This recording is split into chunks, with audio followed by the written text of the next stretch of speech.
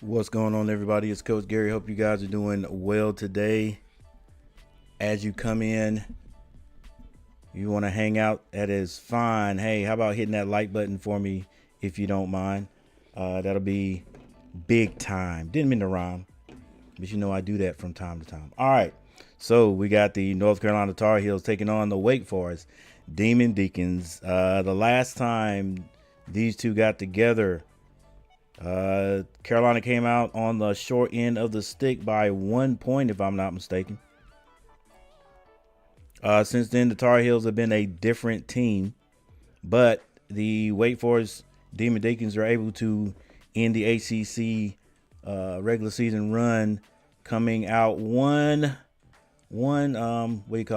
seed, if you will, one place higher than the Tar Heels.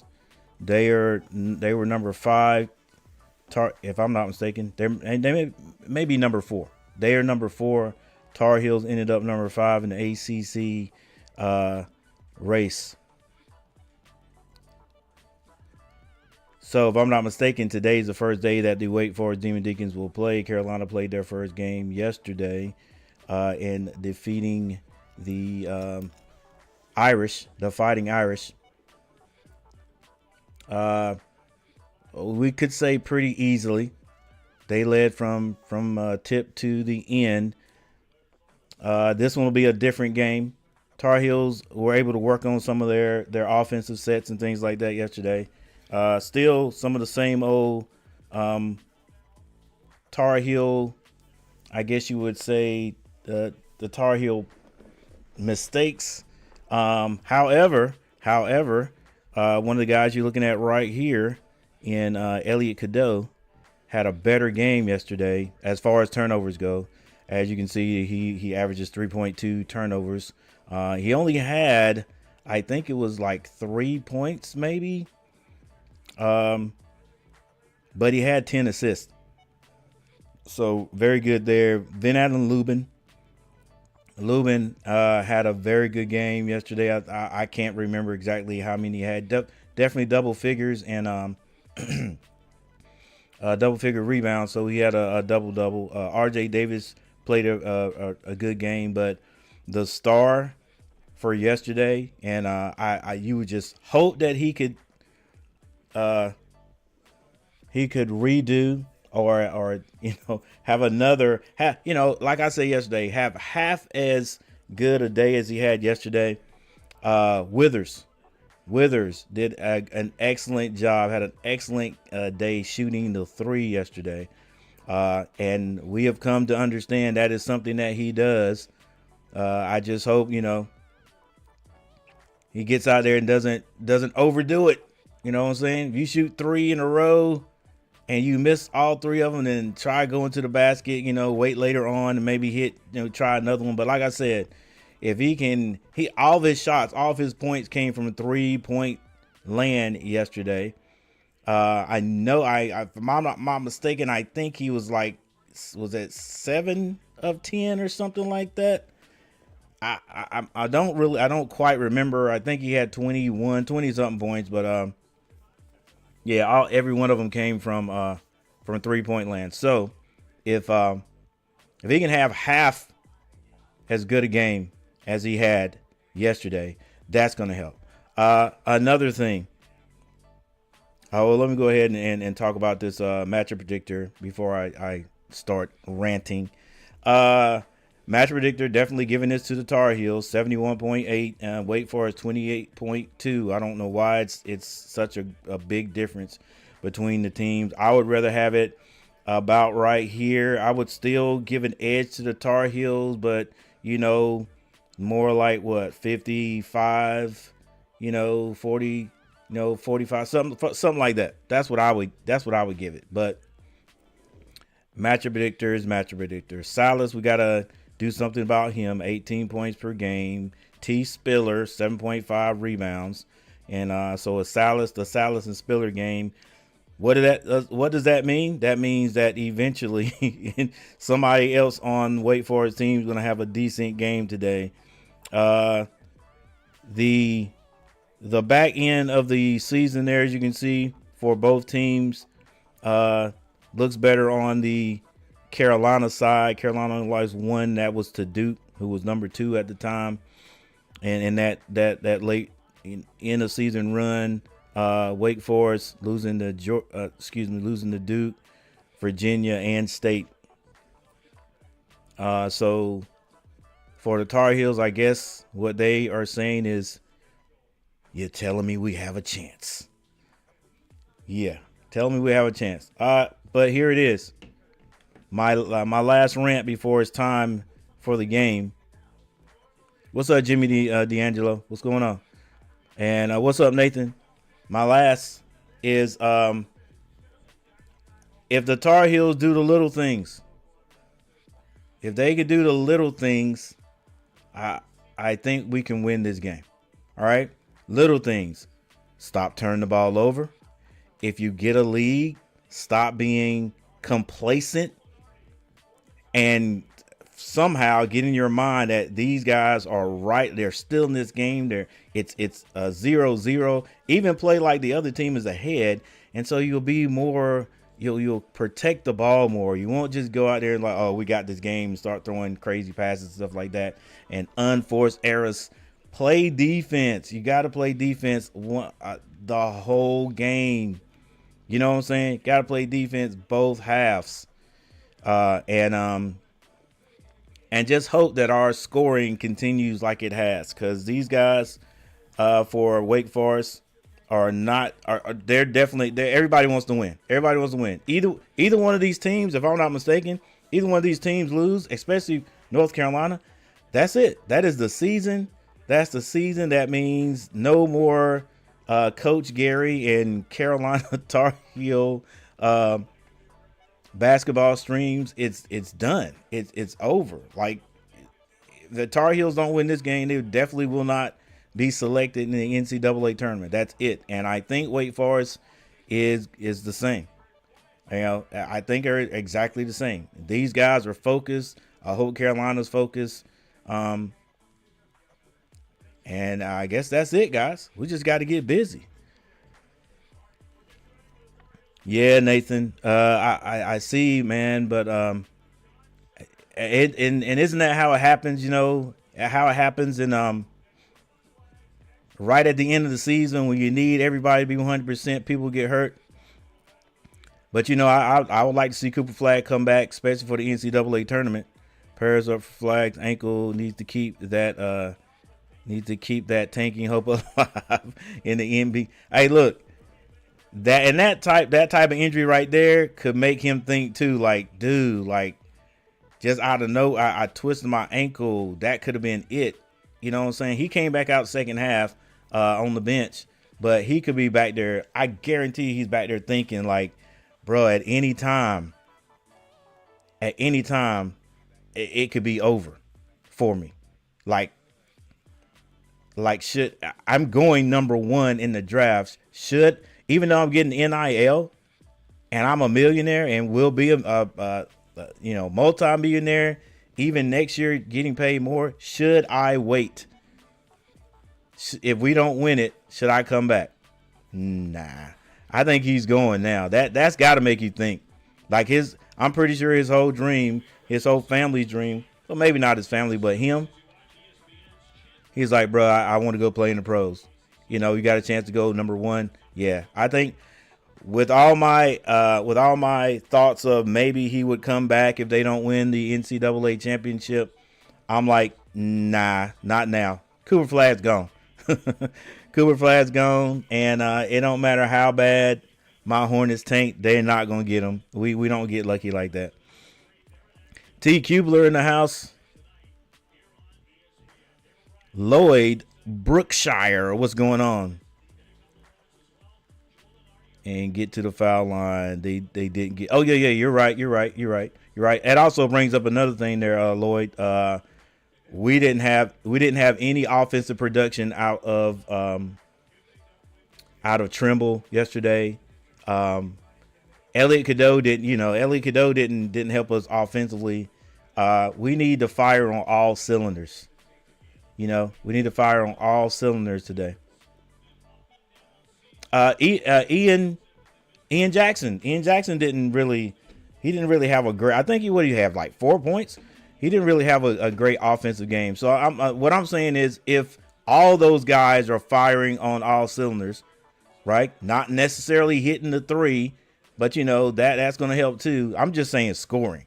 If everybody's scoring, then that's gonna mess up Wake Forest's game plan, because they're scouting. They're definitely not going to let R.J. Davis get off, right? So other guys are going to have to step up. Like, I'm pretty sure they saw Withers go off yesterday, but I still just don't think they're planning. I don't think any team, no matter what, plans scouts for Withers. So he needs to have a good game too. Don't settle for those threes, even though Withers is a guy he's going to take them. He's going to take them. Robert Summers in the house. What's going on, sir? But we don't want him to play ACC tournament. We need him for the NCAA tournament. Yeah, I got you, Nathan. I got you, yeah. Hopefully with this injury, it leans Coop's mind to coming back for a second. You think so? Hopefully with this injury, it leans his mind to coming back. I think it's going to have an opposite effect there, Nathan. I think him getting hurt is going to make him think, bro, look, at any time I could get hurt, and that could be it. That could have just as well been a knee injury that could plague him for the rest of his career. I think Cooper is out. I think he's going pro next year, and he's going number one. Somebody in here told me, was Garrett or somebody made a good point about 2 weeks ago, or it might have been last week.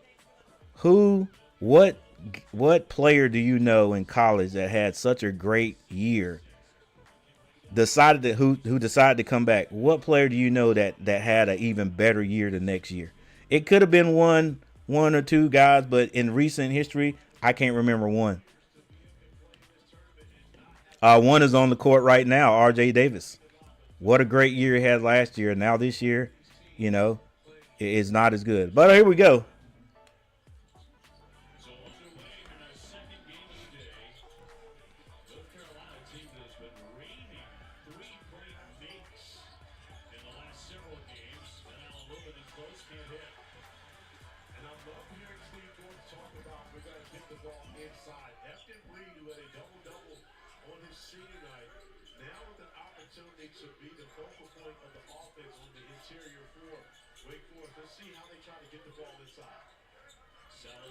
All right, we have no score right now. Wake Forest with the ball. Johnson with his first shot, he can't hit it. Carolina with the rebound.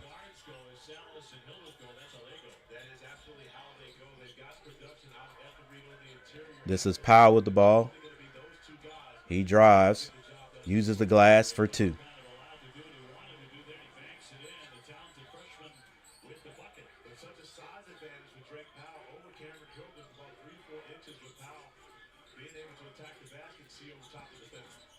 They get it down to Spiller for the lay. Wake Forest has nice size on the floor. That Spiller he's a pro caliber size power forward. He can't be the center. All right, Withers turns the ball over, steps on the line. That's something that happens in the pros all the time. 18-19 on the clock, just started. For those people who are just coming in, thank you guys for hanging out with me. Make sure you hit the like button. For those people who are at work and don't have a television, we'll try to do the best we can with this little play-by-play for you.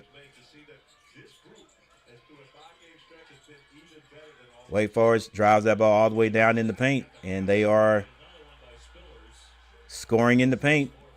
That's what their coach said they would have to do, get inside the paint and score, and they're doing that right now. So Carolina's going to have to play decent defense.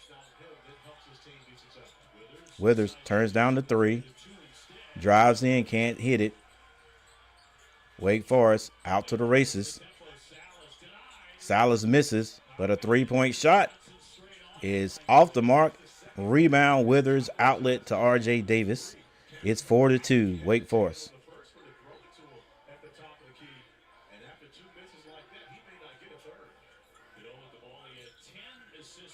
Elliott throws up a floater.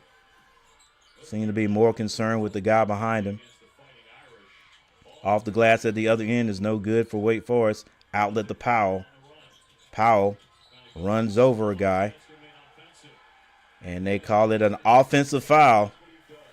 All right, both teams starting off just, I can't say raggedy right now. Just not smooth. Powell got in foul trouble yesterday. Can't afford for him to get in foul trouble today. All right, 17:02 on the clock.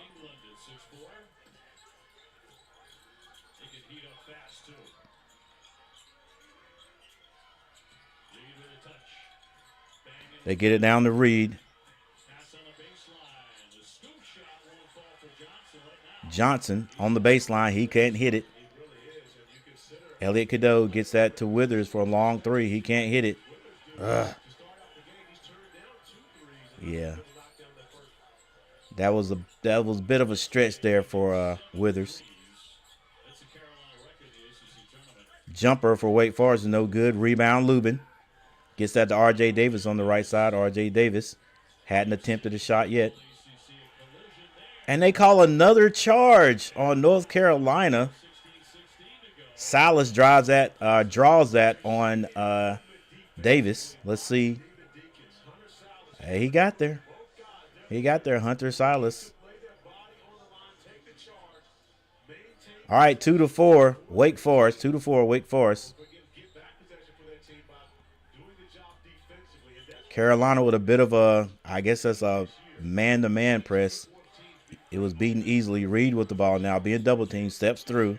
Extra pass for three is good for Wake Forest. That is Harris with the three, 7-2. All right, Carolina needs to score right here. We hadn't been dry in the beginning of the game in a few games. Lubin with the ball. He can't hit it. Rebound, outlet. Wake Forest is his Silas. Oh, stop at the free throw line. Nice.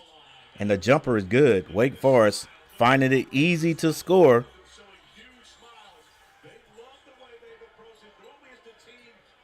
It's 9-2. Carolina's going to have to score some points. Elliott kicks it back out to Powell. Powell thought about it. Shot the three. No good. This has been the worst Carolina has started offensively in about 7 games. 9-2. Silas with the ball.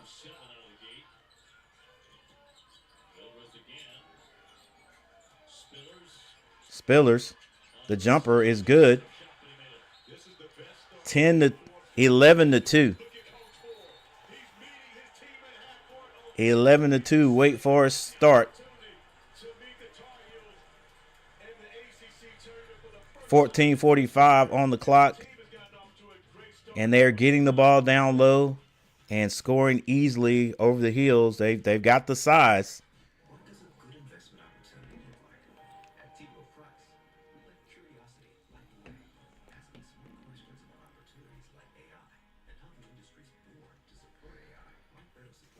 All right, this is a game for either team loses. That's it for them. That is it for them. Carolina starting off very slow right here. We've taken a three. We've gotten the ball inside to Lubin. Lubin has squared up. Shots just have not fallen. No turnovers. Turnovers, just not hitting the shot. So Carolina's gonna have to crank it up here.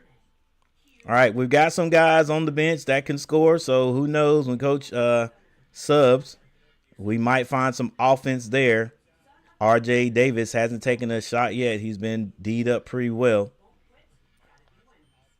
Withers has taken a three, although I think it was further out than he should be shooting. I guess he had to shoot. He had to shoot at least one to see how it felt. But we have scores for a plethora of guys for Wake Forest, not just one guy doing all the scoring. Although I think Spillers is the leading scorer for them so far. Wake Forest, they've got some size, like at all these positions, man. Like Spillers he's a monster at power forward. He is the power forward, right?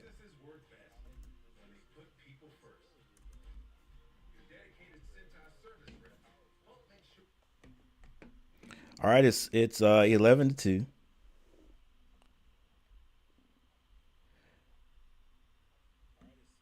We have a score from Powell, and Powell also drew a offensive foul. Spillers with 6 points. Actually, it's not a plethora. Spillers has 6 points, and Hildreth with two. Spillers 6'7", 215. Senior. Gonna leave it all out on the floor.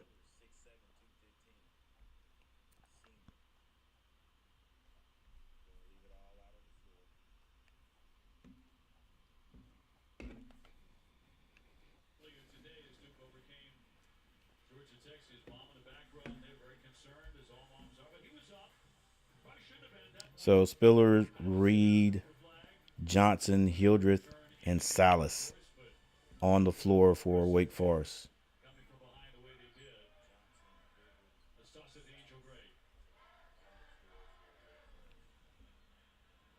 Well, guys, with Wake Forest picking up 13 wins in ACC play for the second time in 4 seasons, that is a checkbox. But however, Coach Forbes told me with ACC tournament play starting, it is now the mentality of one game played one way, and that is tough. We also understand that Coach Forbes loves a good acronym. He told me his acronym coming into this one is MTEE.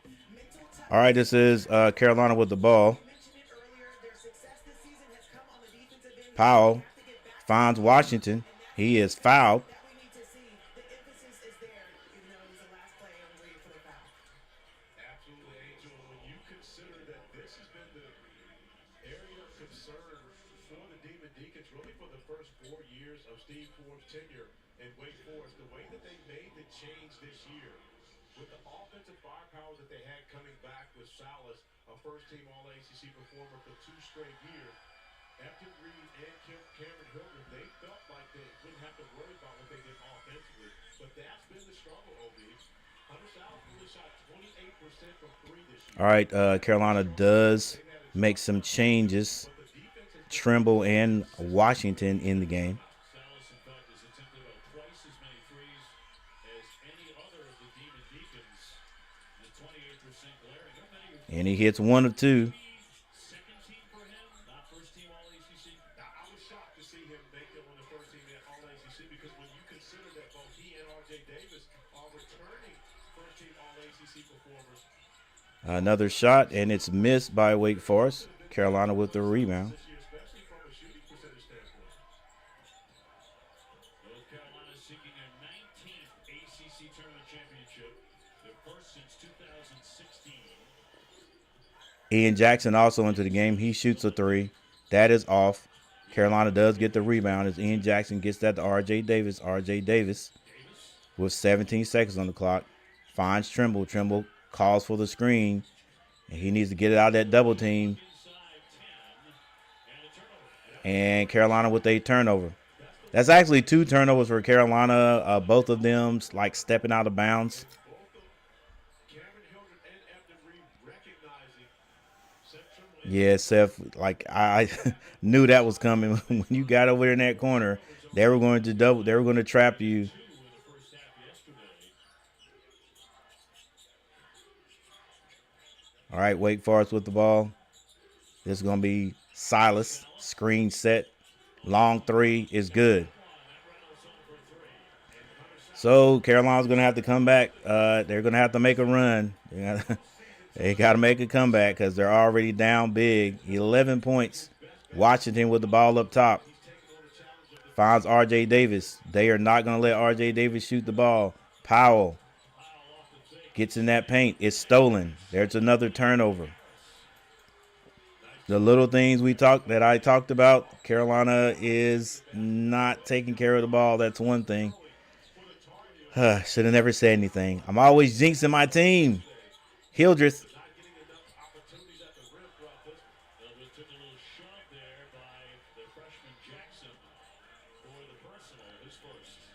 Is going to be fouled by Ian Jackson. This is the second time we've seen him showing his pearly whites throughout this, but he was smiling when he Roberts, how are we this bad? Wake Forest is just having their way. Yep, sprained ankle for a Cooper flag. Okay. opportunity. And again, you're talking about some guys looking at the finale of their career. This could be the end if they don't win this game today. Off the side of the backboard by All right, a missed shot. R.J. Davis to the other end is blocked. Wake Forest has the numbers if they look up.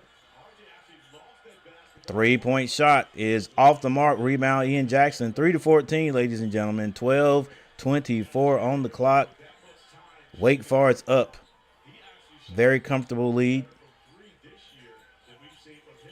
They're double teaming when they get a chance. Carolina's going to have to make good passes. R.J. Davis now being double teamed. Got to pass the ball quickly. He finds Trimble for three, and he misses it badly. But he is fouled shooting a three by Silas.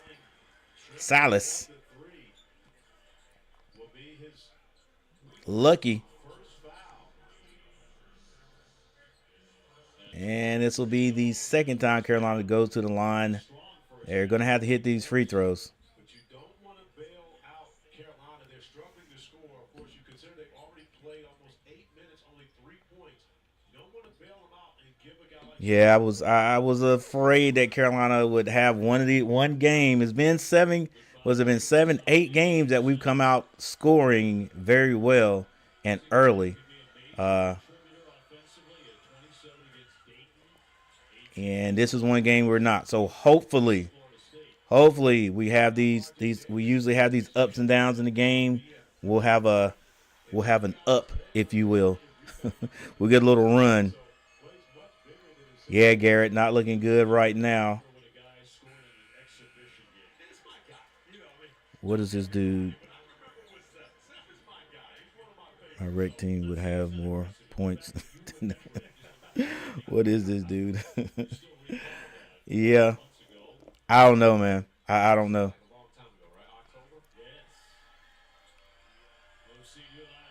All right. Trimble at the line. He's hit 2 of 3. And he sinks all 3. Needed all of those points. 6-14. Carolina with a press that Wake Forest is beating easily. I guess it was a man-to-man. And they leave number 2 wide open. What the heck? Come on. What kind of defense? Are we in man-to-man or what? Miscommunication, but it doesn't hurt the Tar Heels. Trimble drives, kicks that to Lubin. Ian Jackson open for 3. Oh, he hits it. Needed that one. My bad, guys. after the 3 free throws, Ian Jackson knocks down the 3 just like that. It's a 5-point game. Jackson named to the ACC All-Freshman team. And 19 double-figure scoring games. He can really get hot. Here's A Harris. lot of dribbling. Harris now, the freshman, Shot clock to 9. directing traffic. Gets it to Silas. Silas goes off the left side. Wanted to do a step back. Good defense. Shot clock violation. Tar Heels starting to wake up just a bit. Let's hope they can keep it up. Timeout. Good timeout by, I don't know if there's a timeout by coach, if there's a media timeout, but we do have one. 9-14 is the score, and Coach Davis loves what he's seeing. And I got to say, I like the fight too. All right. All right, maybe the Tar Heels have awakened a bit. You know what I'm saying? Like I said, there was the starting group was not producing points, and we had some guys on the sideline that could possibly come in and help us. So that's what we're seeing. Trimble. with 3 points. Ian Jackson with 3. Washington got fouled. He hit 1. So those some points off the bench. That was something I was doing or thinking about earlier today when I was out cutting the yard. I do like the fact that Coach Davis has a rotation now. You know, has some guys. We have guys that can come off the bench and produce and help out. You know what I'm saying? Like I like that coach has some guys that he can trust, because that's one thing about Coach Davis. If he don't trust you, he ain't playing you. Like and it's like at the beginning of the season, you know, especially at the beginning of the season, the non-conference games, is like, coach, throw them out there to see what they can do. I know I know most guys just like me, most coaches, if you don't do it in practice, you're not going to do it in the game. And I got you with that, but you gotta have some guys come off the bench to help you. So I'm glad this year that coaches developed a group of guys, and quite a few, that can come off the bench and help and produce. So I like that. I like that. But all right, Tar Heels starting to heat up. Let's just hope they can continue. That was either a good timeout by the Wake Forest coach or a bad timeout for the Tar Heels, for a media timeout to slow us down, slow down that momentum.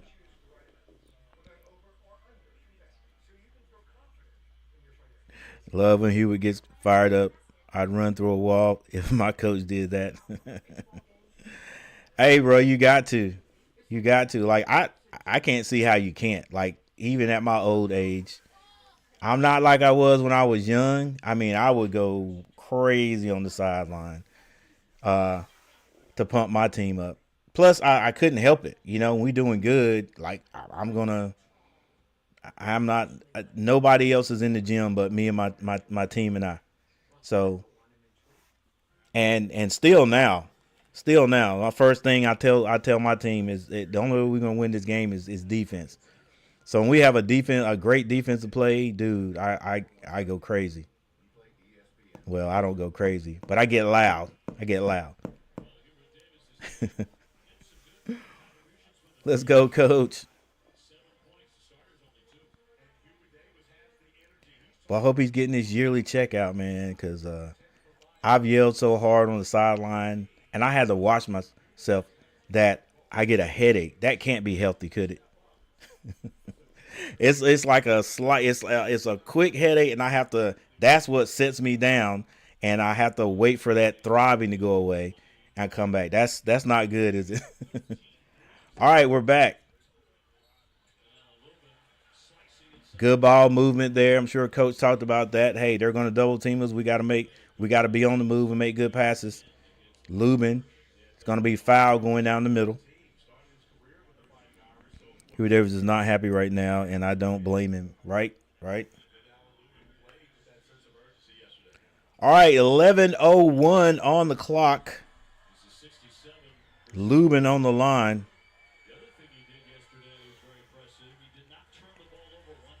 And he hits the first. Extremely well yesterday, and especially when you consider their two guards, R.J. Davis and Ellie Cadeau, dishing out, I believe, 16 combined assists to only 3 turnovers. So that's Lubin misses the second one. Rebound, Withers goes up strong. Withers got the rebound but missed the putback. Off balance. 10-14 is the score. This is Silas. I think that kid's name is Hildreth. Hands that back to Silas. He's picked up. This is Reed with the ball at the top. Doesn't want to shoot it. Spillers gets it to Reed. Long three. Off the mark. Rebound. Out of bounds to the Tar Heels.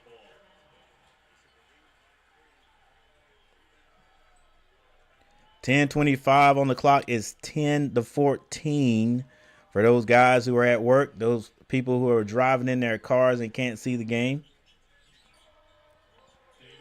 Tar Heels with the ball now. Davis gives that to Ian Jackson. Ian Jackson back to Davis. Now they're going to run the play again. Ian Jackson has it on the right side. Picks up his dribble. Gets that to R.J. Davis. R.J. Davis skip pass over to Withers for three. Withers can't hit the three. And it's out of bounds to North Carolina.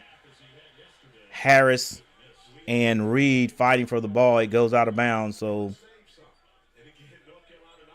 Carolina will get the ball. Wide open three for Withers. He couldn't hit it. All right, Withers, you get one more open jumper. You can't hit that. Then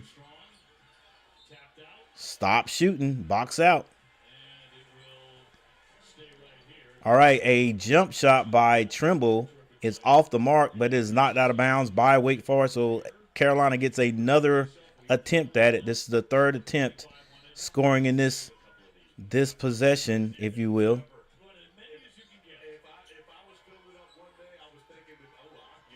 All right, R.J. Davis with the ball at the top. It's a man-to-man. R.J. Davis goes off the right screen, gets that to Withers. Withers turns down the three, and then he shoots the three. Hits it this time. Withers. Withers said, I'm going to keep shooting until I score. It's a 1-point lead by Wake Forest now, guys. Silas gets that ball up top. I think this kid's name is Hildreth. It's a steal by Carolina, but then the Wake Forest gets it right back. Lubin trying to dribble the ball, so they just held it. Reed with it. Tried to get that pass to Spillers and knocked out of bounds by Ian Jackson.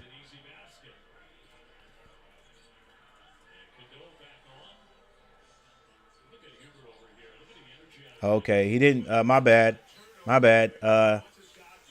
Lubin didn't try to dribble it. It was knocked out of his hands. 9:17 on the clock. 1-point lead by the Demon Deacons. Demon Deacons ended the season, regular season, number 4. Carolina, number 5.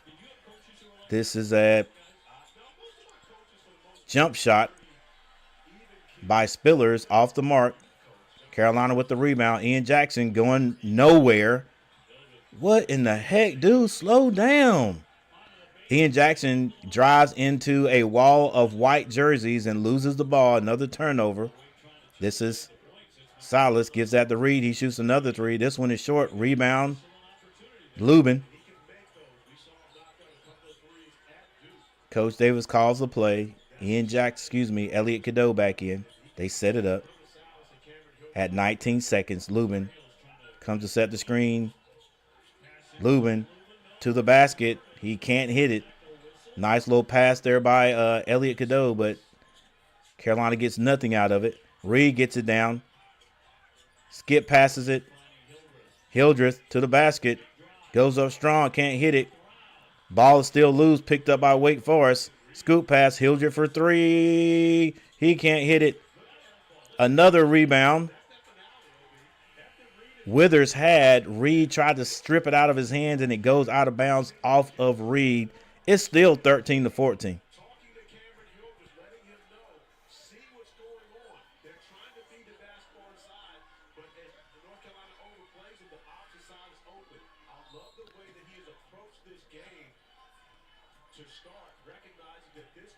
All right, we got 8 minutes on the clock. This is Withers with the ball. Hands that to Ian Jackson. Lubin hands it. Bad handoff to Elliot Cadeau. A turnover at the other end. Missed, but then tipped in by Wake Forest. Carolina had several chances there to score, and they did not. Wake Forest scores at the other end. Screen set. This is Elliot Cadeau. Elliot Cadeau gets the ball down to Lubin. Lubin with the left hand scores for the Tar Heels. It's back to a 1-point lead by Wake Forest.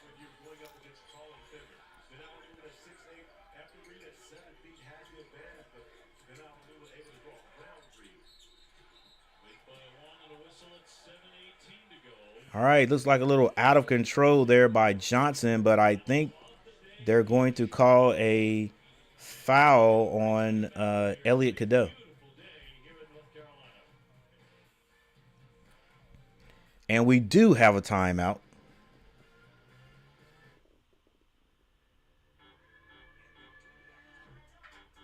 It's your phone.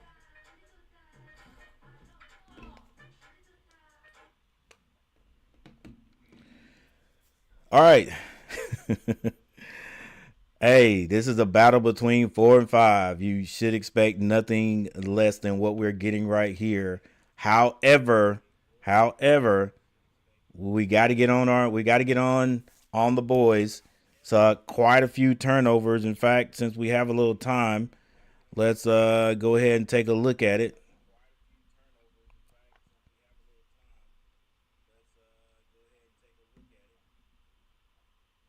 All right, Van Allen Lubin with 3. He and Withers both have 3 points. Drake Powell with 2. Elliott and RJ, neither Elliott or RJ Davis have scored yet. Washington with 1 point. Ian Jackson and Trimble have 3 points also. The Tar Heels already have 8 turnovers to Wake Forest 2. All right, surprisingly, none. Surprisingly, every turnover that has happened has been everybody on the starting lineup except Elliott Cadeau. Elliott Cadeau has no turnovers. Lubin with 2 turnovers. Drake Powell with 2. Withers with 2. RJ Davis with 1. Withers with 1. Ian Jackson and Trimble both with 1. Again, some of these are unforced. They're driving into a sea of Wake Forest defenders. For what reason, I have no idea. Just doing a little bit too much. The like I always say, the pull-up jumper, it's gone. It is gone. Like, I don't understand why evidently nobody teaches that anymore. You know, the little pull-up shot that has made some guys have a very long career in the pros. DeMar DeRozan is another professional scorer that I can never remember his name. There's a couple of guys in the NBA that I call professional scorers, and they use that little pull-up, that little jump stop pull-up. It's 2 points. The floater is not the only thing you can shoot when you go in. Then you don't have to drive all the way to the basket. Dang, you get to the free throw line to the what do you call it? The charge circle. Dude, those are easy points. Pull up, hit the little short jumper and be satisfied. It's 2 points.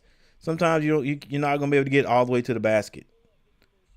You know, add that to your repertoire, I say. Rakim in the house. What's going on, sir? Robert Summers. Hubert Davis is not happy. Defense is starting to make better plays. And that is what's going to win the game for the Tar Heels. They're going to have to play great defense. All right. Wake Forest gets the ball out on the inbounds play. And Spillers can't hit it. Elliott Cadeau throws it up to Lubin. Lubin gathers himself, can't hit it, gets his own rebound, blocked again. And Reed is making sure that nobody's going to score easy down there. Carolina had a chance to hit the easy shot. Silas drives, scores.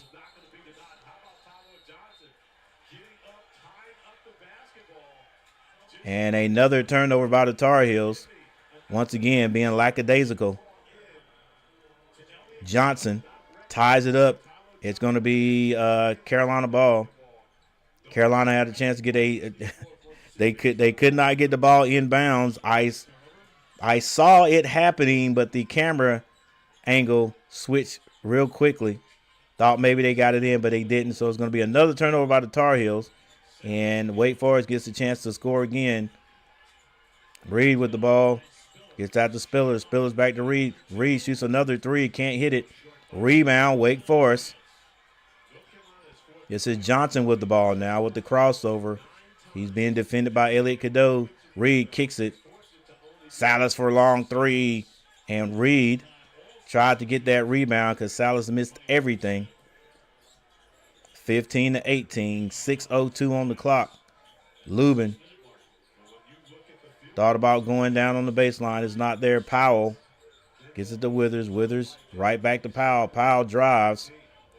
Can't get a lift off the floor. Can't get it on the glass. It's a missed shot. Carolina struggling bad offensively. Salas is fouled by Powell. That is 2 on Powell.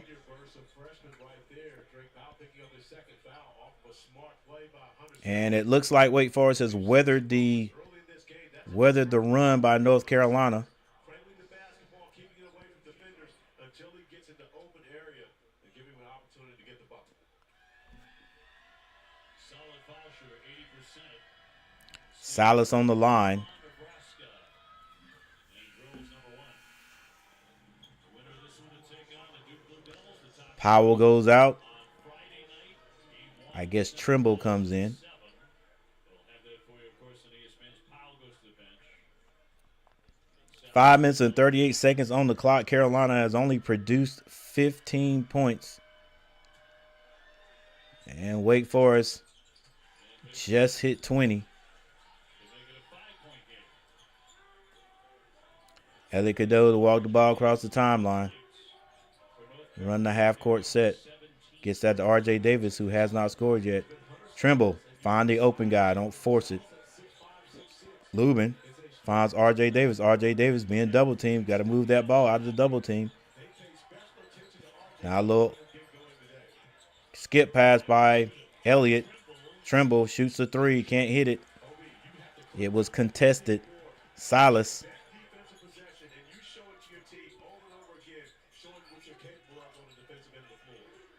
They get it to Reed. Reed has that ball knocked out of bounds by Withers. Possession just under 5 minutes to go in the half. Look at this, OB. Watch Hunter Sallis get after it. When R.J. Davis gets the basketball back, then it's Hunter Sallis and Ethan Reed both trapping, getting the ball out. Yeah, he's got to move the ball. He's got to. I know he had to dribble out of that double team, away from the double team, but still find the open guy. And Carolina's got to move too. All right, they throw the ball in. Nice shot by Harris to score 22-15. 4 minutes and 46 seconds. Elliot Cadeau nearly throws it away, but Trimble's able to get it. R.J. Davis shoots a tough shot. Boy, that was tough, but he hits a 3. 18-22. I think that is R.J. Davis's first shot. First score also. 4 minutes and 20 seconds on the clock. Carolina in a man-to-man.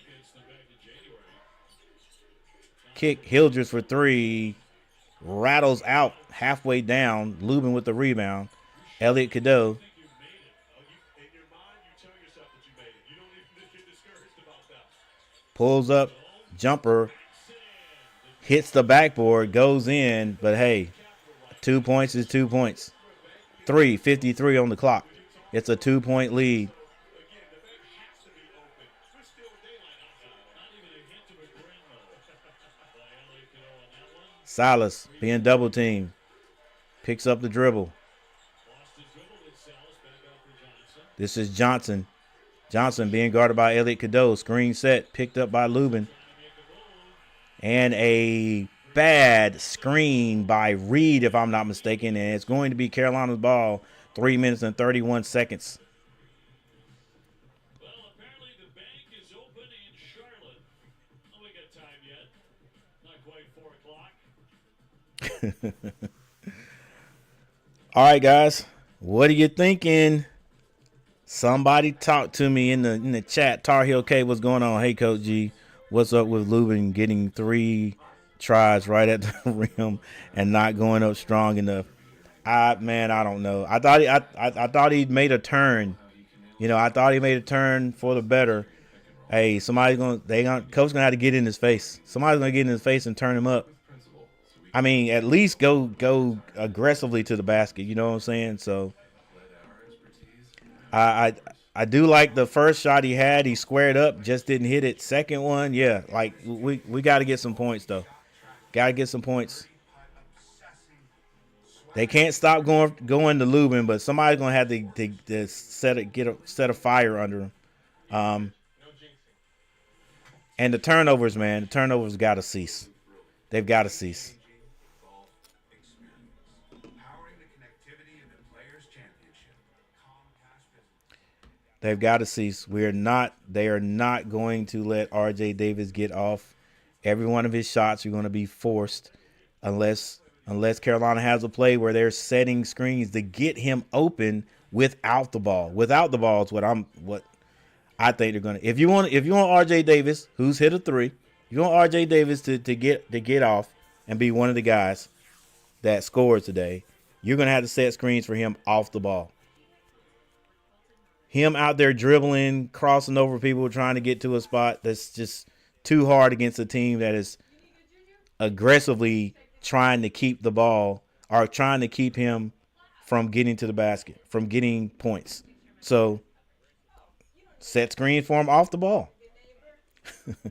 They look, notice even that when they broke it down right there, they were showing Silas getting after him once he got the ball. It was like after he got the ball, that's when they're playing aggressively on him. So, take him off the ball, set some screens, get him open.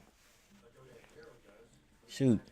With all the technology they got, have somebody on the bench, have one of them coaches on the bench go look at a Warriors game and come up with a quick, easy play they can run. Little screen like from Steph Curry and get RJ Davis open so he can get that pass. Get him a couple of shots. I ain't saying feed him and force him. I'm just saying, if you want him to score.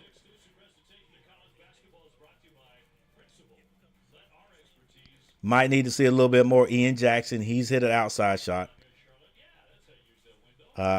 He hasn't done anything in a while in these games. So, again, they know Wake Forest knows he's on the floor, but as far as planning for him, I don't know. I think they're going to trap anybody who has a screen set and goes toward the baseline like they did Trimble earlier. I knew that was coming. I was like, Trimble, in my mind, why are you asking him to set a screen a screen for you to go to the baseline? They're going to trap you down there. All right, it's a 2-point game again. Elliot Cadeau with the ball. He splits the double team, throws it up for Washington. Washington.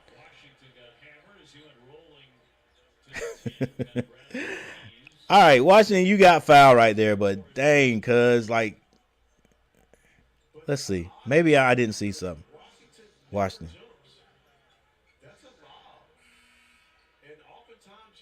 Yeah. And the commentators getting on it too. Dangerous because Washington never leaves the floor. If he leaves the floor, he's shooting free throws to start the thing. Yeah, just play strong. Get the ball in. All right, here we go. No complaining, coach. Well, no whining. Let's go. All right, here we go. Trimble with the ball. They set a screen for RJ. He is fouled. Yeah, coach. Yeah, coach. I wondered if they got that play for the Warriors. So if you zoom in, that is our great producer, Bill Palladino, right Trimble needs to wake up. Also, Washington missing in action. Rakim, Washington been missing in action.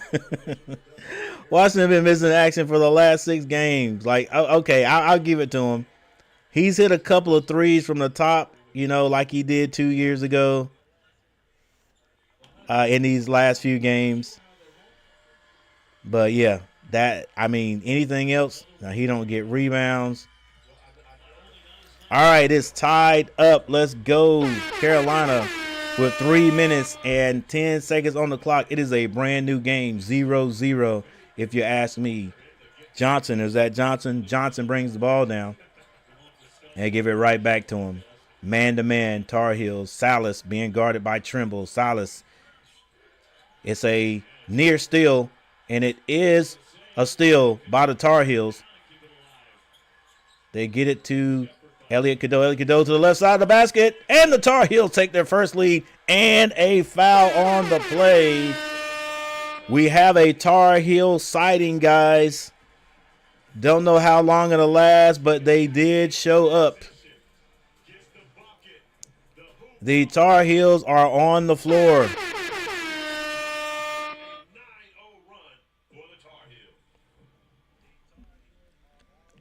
All right, we have a timeout, and guys, we finally got a lead. Tar Heels did show up today. Don't know how long this run is going to last. You know, we're again, it's not going to be easy like it was yesterday, but at least, you know, the potential blowout that it looked like there at the beginning of the game, it's not happening right now. Not happening. All right, Tar Heels take the lead for the first time in the game. So let me get you guys to the box scores while we take this timeout. 2 minutes and 43 seconds left in the first half. Tar Heels with their first lead.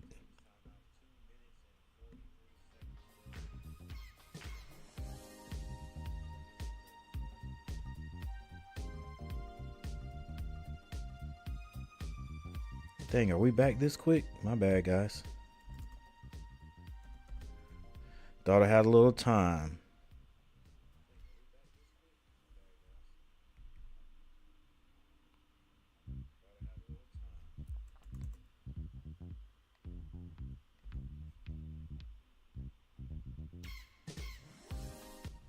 Think maybe we went to a timeout to a commercial too quick. Last 2 minutes of this first half quarterfinal, and Johnson pressing the issue will draw another foul. R.J. Davis picks up number 2. And that'll put Johnson at the line. Good foul shooter. The Louisville transfer. You're right, Rakim. Showing some effort. Showing some effort. All right, Johnson on the line. And he does hit the first. Give him a little ding. Tar Heels have been to the line a bit. They are in the bonus.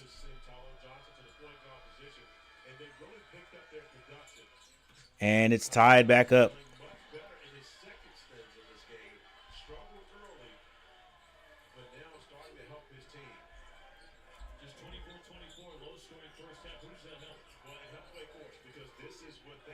Withers skip passes at the RJ. He takes a long three. Oh, my goodness. What a three. Very long three by RJ Davis to put the Tar Heels back up. I don't know if that might have been a zone look by Wake Forest. Salas with a nice little drive and a jump stop. I guess some people still got it. Trimble, nobody's there. He kicks it back out to Washington. Washington gets to Ian Jackson. Ian Jackson putting on the dribbling show. Finally gives it up to R.J. Davis.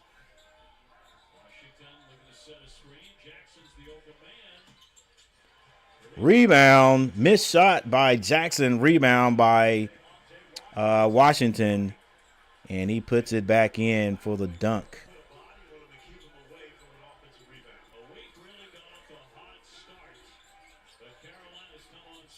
All right, Carolina, let Spiller get an easy 2.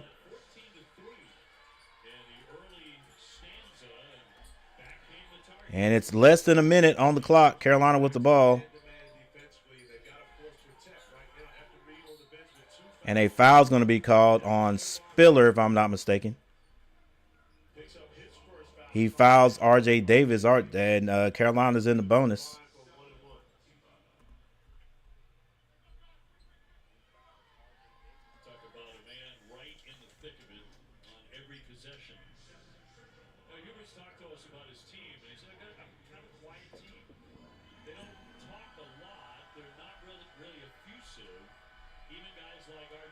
R.J. Davis hits the free throw. It's 1-1. So he's had to be far more that way as a head coach. And you've seen that he's absolutely done that. Whatever he needs to do for his team, he's going to do it. But the good thing about Hubert Davis in his first half, he has his defense in front of him. The question is, how far does he go outside of his coaching box in the second half? Washington and Lubin don't attack the basket like the big men of old, like Rashid, Tyler Hansbrough, Eric Montross. Yeah, they do not. They do not. We definitely talked about that at the beginning of the year. Recruiting big men, aggressive big men, are going to have to be like one of the top things they do this offseason. Hubert Davis getting him out of the lineup. It looks like the Tar Heels are going to play zone on this. Could be All right, so Salas Tar Heels in a 2-3, but they leave the zone just wide open. Washington.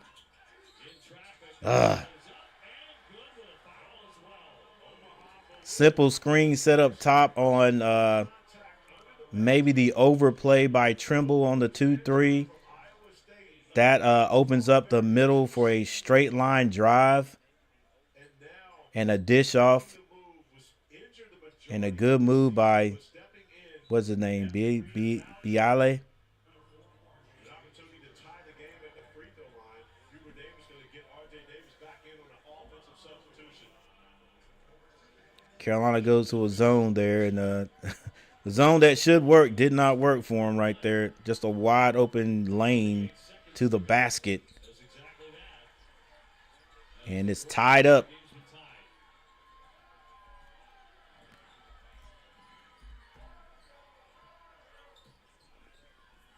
22 seconds on the shot clock, 28 seconds to score. 17 seconds, excuse me. R.J. Davis gets to the Ian Jackson. 10 seconds to shoot. He wants to get in the lane. He does. Off the glass. It's tipped in by Trimble. Great play by Ian Jackson, not settling for the jump shot, but getting downhill. Salas straight to the other end. Can't hit the layup. Carolina comes out of there with the rebound, and Carolina goes into the half leading by 2. Give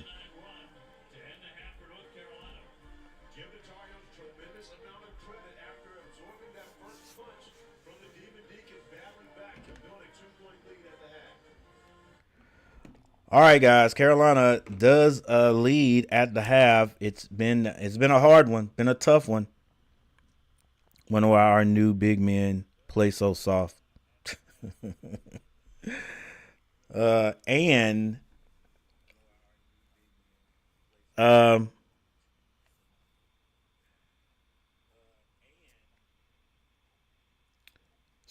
our only, Lubin.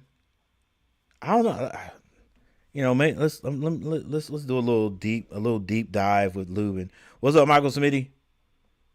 Not too much of a deep dive, but let's just take a look at where Lubin. I can't remember where he came from.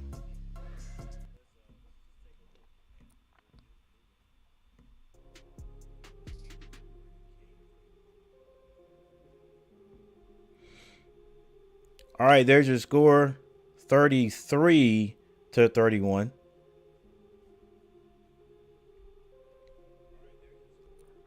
Carolina with the lead. Lubin, Withers, 3 points apiece. Drake Powell has 2 points.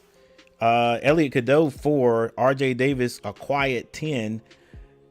Jalen Washington with 3 points. Ian Jackson with 3. And Trimble with 5 points.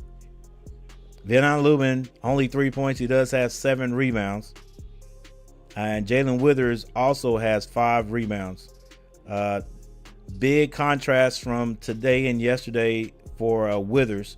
So we're definitely looking for someone else to stand up, whether it's score by committee or what.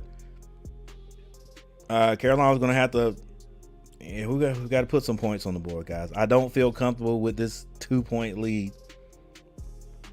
Finn Allen Lubin. Don't have a lot on him.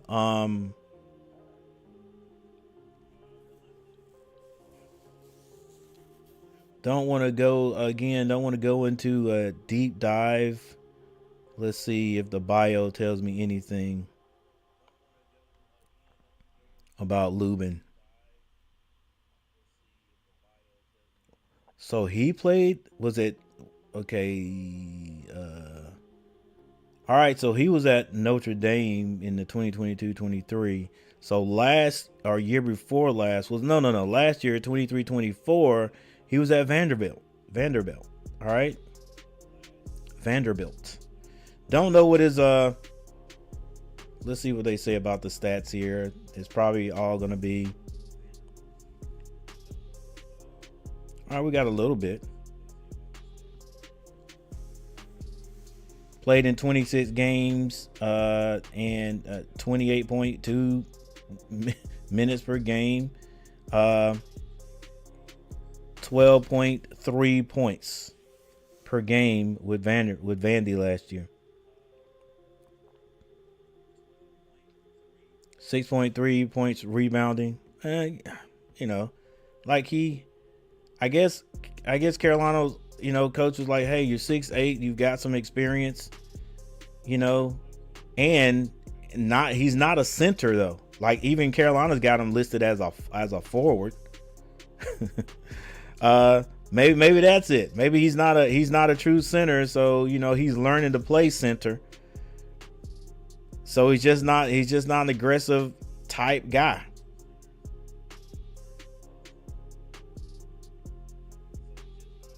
All right, but yeah, I mean that just goes back to we've got to do some more. We got to do better recruiting because we got Washington, who's always been. I think they were looking at him as being like a stretch guy, and that part hasn't panned out. So, and he probably was never a guy that was big down in the paint, even in high school. So Carolina probably thought we could bulk him up a little bit, get him tough, and he'll be able to just stretch out, shoot the three and all that. But none of that has worked out really. All right, so for Wake Forest, Spiller with 8 points. Reed hasn't scored yet.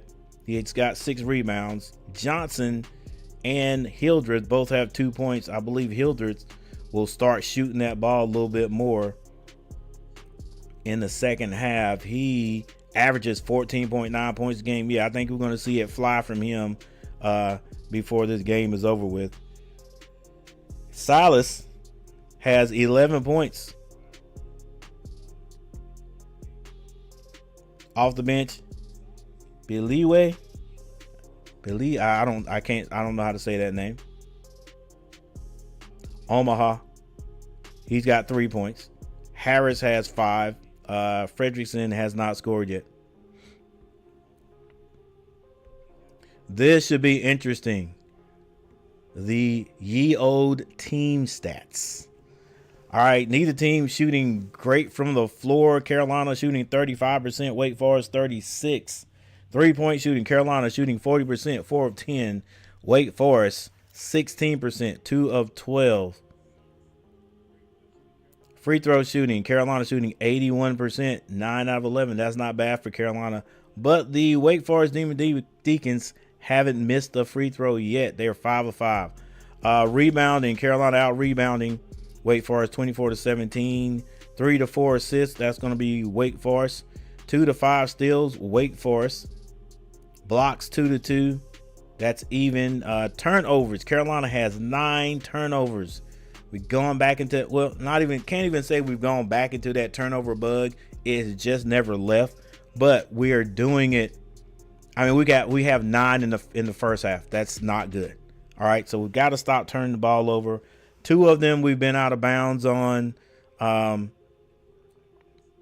I do not remember any unforced errors, unless you want to call the drive by Powell where you got called an offensive foul called on him, and Ian Jackson. Yeah, that one I don't know what the heck was going on there. He just drove into a sea of white and turned the ball over. So, I mean, if that step through or whatever, that Euro was there, go for it. If it's not there, pull it out. Do a little jump shot if you gotta just shoot the ball. But yeah, Ian Jackson is that type of guy that's like, when he gets ahead of speed, all he's thinking is score. That's why he never has any assists. But listen, he want to do well on the next level. He's gonna have to round that his offensive repertoire out. All right, 9 turnovers for the Tar Heels, 4 for Wake Forest. Fast break points, 2 for Wake Forest. Points in the paint go to Wake Forest, 16-10. Largest lead by Carolina, 3, and Wake Forest, 11.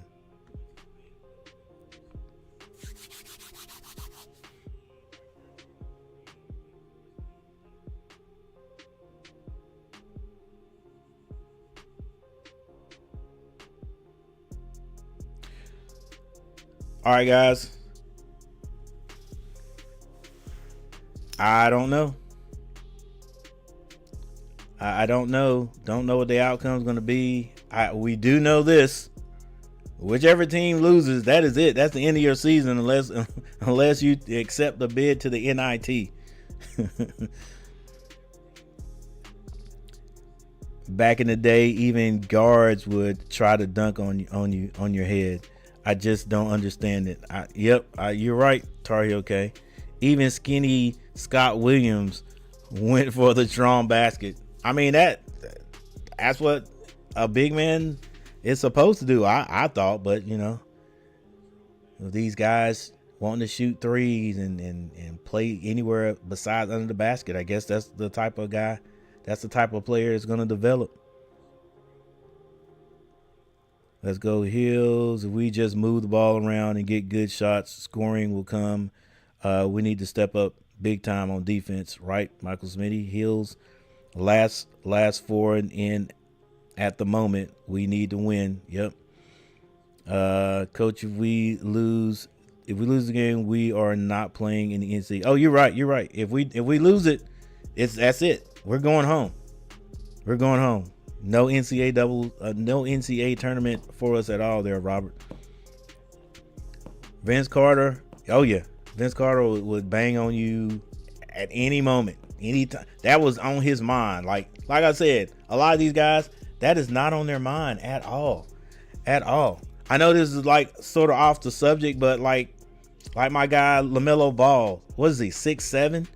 Hey, he might be 6'9", but Melo dropped to the, I guess I got the short man complex too, because I've said this hundreds of times. If I could dunk, if I got anywhere near the basket, I'm slamming on you. Yeah, we need to, at worst, go to the ACC title game. At worst, I'm slamming on you. I mean, not at worst, but if I get close, I'm slamming on you. And you got these guards that are 6'9" and whatever, they get to the basket. And I guess style points. I don't know. Some people would say, hey, you trying to slam the ball every time, you going for style points there. No, I'm going for the 2 points and aggressively. But I don't know. That's how it was back in the day. It's not like that anymore. People, everybody's about the finesse. And to do that, we got to win this one and beat Duke. Yeah, hey, Michael Smitty, I agree with you. I said yesterday that I thought maybe if they got to Duke, if Carolina wins this game, when we get to Duke and we play well, I thought we would have a chance still to get in it. I think Robert Summers is like, nah, we got to beat Duke. If we beat Duke, we are in it. That's what I think. If we beat Duke, we're in it. Okay? But we got to win this one first. Yeah, I'm saying that. But if we got there and we play Duke tomorrow, whatever, and we beat Duke, we are in it. I also thought if we played Duke very well, it was a very tight game that we could possibly get in it. Duke is number 1, right? Duke is number 1 in the nation. So, I think all that's going to go into account. Carolina, the last play Duke, it wasn't a blowout. We even took the lead in that game. I said that yesterday. I think if we play well against Duke and it's a tight game, possibly with what has happened the last 7 games, we could still get in. Definitely if we beat Duke, I think if we beat Duke and don't win the ACC tournament, we're still in. And if we win the tournament, we're definitely in. If we win the tournament, we're definitely in. If we beat Duke, it's a high possibility. If we play well against Duke, it's a very low possibility, but I think they take that into consideration. If we lose today, we're gone. We're going home. I thought Flag got hurt, but He will be playing tomorrow night. Yeah, he twisted that ankle bad, and I'm telling you, when he was on the bench cheering for his teammate, he wasn't putting any pressure on it. They didn't have a boot or anything on it. You know, I guess he walked back out. I tell you what, those turning your ankles. I know high top shoes don't really do too much for you at all, but I would have them on. I would definitely have them on regardless if I played. But yeah. All right, guys. Well, we're ready to start this second half of. Let's see what we can do. Coach G, James Worthy, Sam Perkins, and Michael Jordan all would jam on your head to intimidate you if they could. Yeah, that's what you do. That's what you do. You slam on people. I couldn't slam. The ball when I would play. I would just go strong to the basket and slap the backboard real hard to do a layup if you were close to me. Oh boy. X-rays were negative, yeah. Listen, if he plays, he's not gonna be the same Cooper Flag. I mean, you got to have all your facilities. I mean, you got to have everything, working properly, because he's gonna try to drive off that leg, that ankle, and he's gonna feel the pain. I've turned my ankle very bad. Well, actually, he probably didn't turn it as bad as I turned mine, because as soon as I turned mine, my whole leg swole up. My whole shin swole up, and they said it was negative. And I couldn't do any, even after taking time off, they never put a boot on or anything, but it took months for me. It took months for me to be able to cut and drive off that ankle and not have a sharp pain. So maybe they'll tape him up and he'll be ready to go. But whatever, heck, they still got a supporting cast that's out of this world. All right, guys, I'll be right back. We'll get this game started.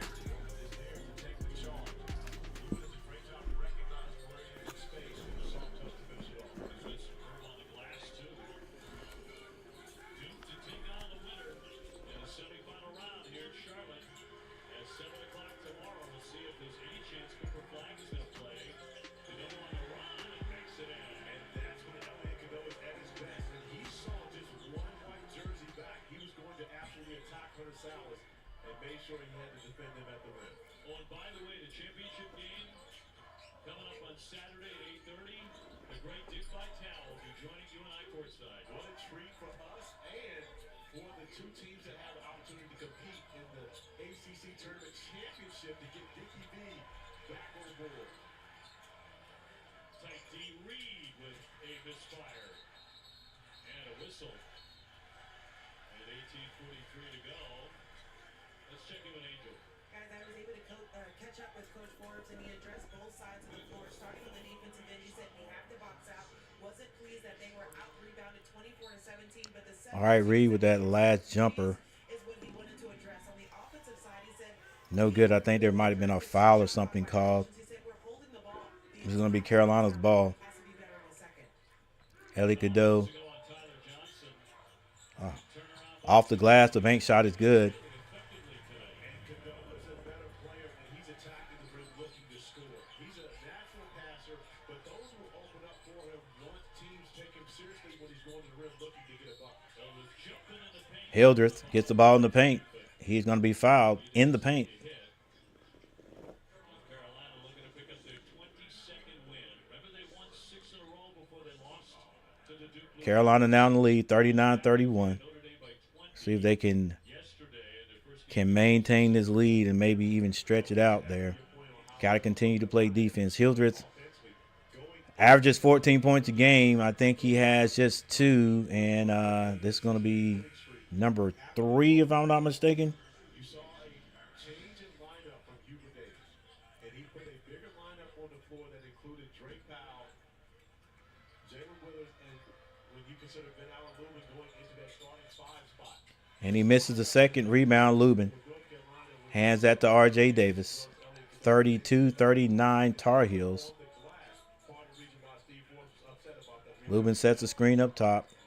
Elliot Cadeau bounce passes. Wide open shot for Powell. Powell can't hit it. Hildreth with the rebound. They would have hit those yesterday. Carolina tried to get back. They do get back. Long pass there by Wake Forest. And looks like Harris is going to step out of bounds. Not a lot of space in that corner, and if you retreat, Yeah, I don't know what's wrong with that corner right there, but a couple of guys have been out of bounds in that corner. Twice Carolina. All right. So it's going to be Carolina ball. R.J. Davis brings it down. Waiting for Lubin to set the screen. Lubin sets it on the right side this time. R.J. Davis with 3. And that is good. 42-32 is a 10-point lead by the Tar Heels right now. So out of halftime, Tar Heels have improved offensively. Good screen set. R.J. Davis comes off that screen and splashes it. And Roy gives them a hand clap.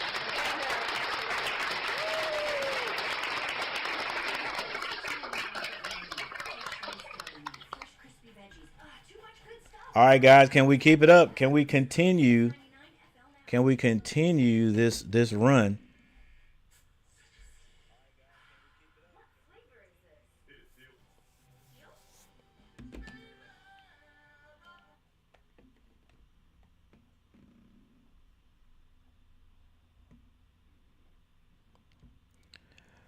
Hey, thank you guys for hitting that like button 7 times. I appreciate it.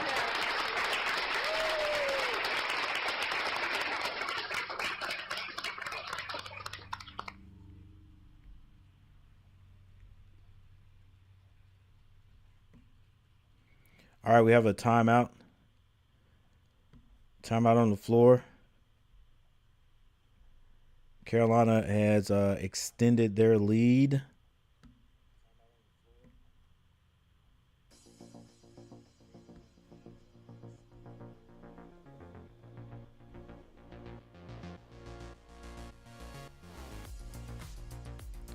Now can they hang on to the lead?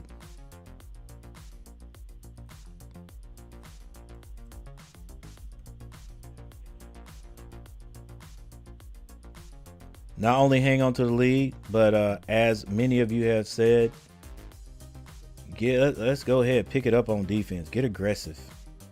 Get more aggressive. Don't allow Wake Forest to get any type of run.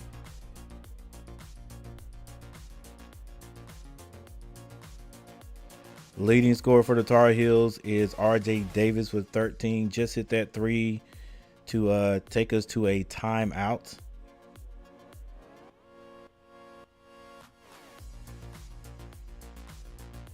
And Hunter Silas for Wake Forest with 11 points. Leading rebounder for Wake Forest is Efton Reed. He's got 6. He also has 2 personal fouls. And for North Carolina, it's going to be Vin Allen Lubin with 9. Nobody on the Tar Heels team has more than 2 fouls. Same for Wake Forest.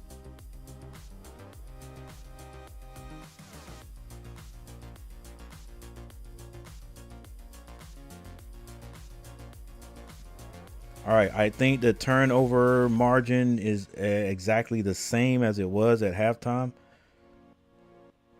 No, actually, Wake Forest has turned the ball over 1 time, so it's 9-5. Let's see what this turnover statistic is at the end of the game and see how that affected the game here at the end.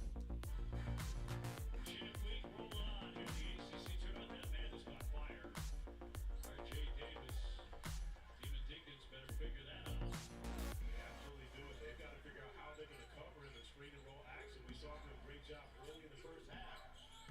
RJ has figured out how they're trying to guard. All right, a score right out of the break there for Wake Forest. That's going to be Silas. Hunter Salas getting some get back. Both our stars with 13 points here so far. Salas averaging 18, Davis 17. R.J. Davis gets it to Cadeau. Cadeau for Withers. Withers off. Follow your shot, Withers. You're going to shoot that dang 3.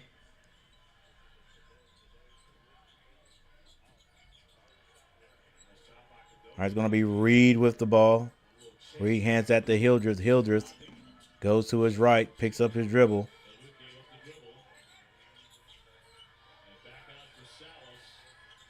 This is going to be Silas with the ball. Long 3. Can't hit it. Rebound.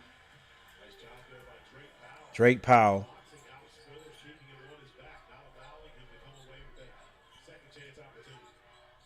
R.J. Davis had a 3, turned it down. Cadeau takes a 3. Can't hit it. Rebound out. Vin Allen Lubin. Come and get the ball, guard. Vin Allen Lubin trying to go strong to the basket. Short. Dang it. Reed with great defense to block that shot. Salas to the basket. He scores and 1. We've seen that from Hunter Salas a number of times in this game. When he makes his mind up, he's going to the rim. There's nothing you can do about it. It's simply about whether or not he makes it. Shoot, you better foul the crap out of him and send him to the free throw line. If you're going to do that, don't foul. Stop him. Good hard foul so he can't score. Don't give him a old-fashioned 3. All right. He misses.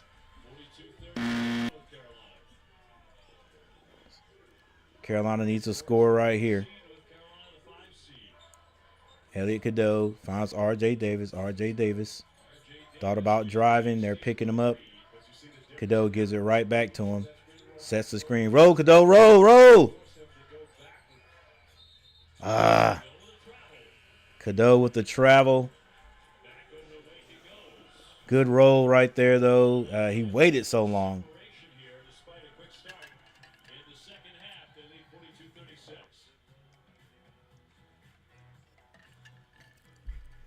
All right, we have another quick timeout.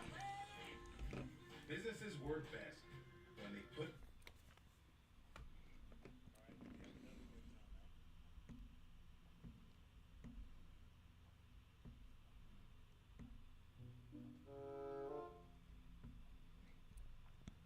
Another quick timeout. This one by the Tar Heels, if I'm not mistaken.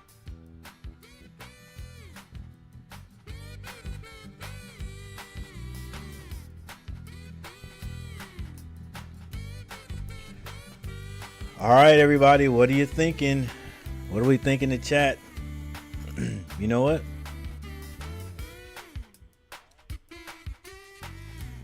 Sounds like a good time for a poll question.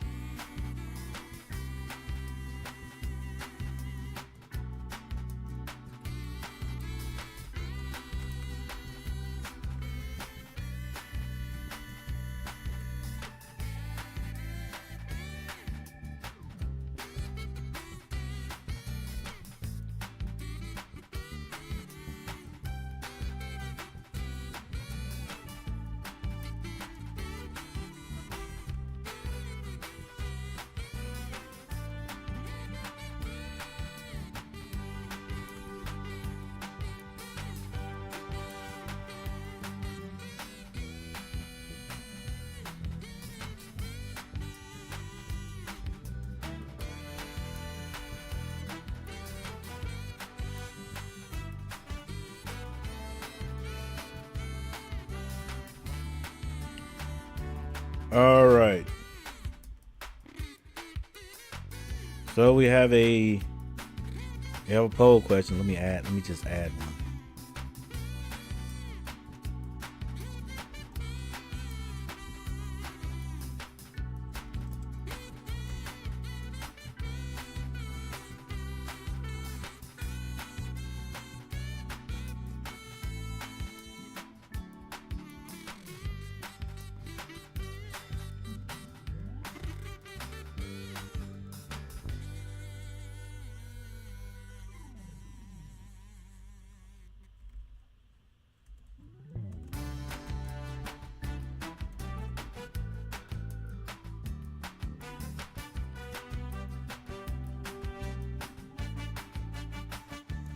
All right, we have a poll question.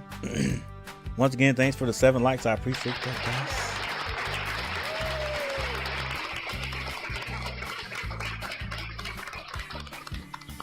We have a poll question on deck. Go ahead and take your vote.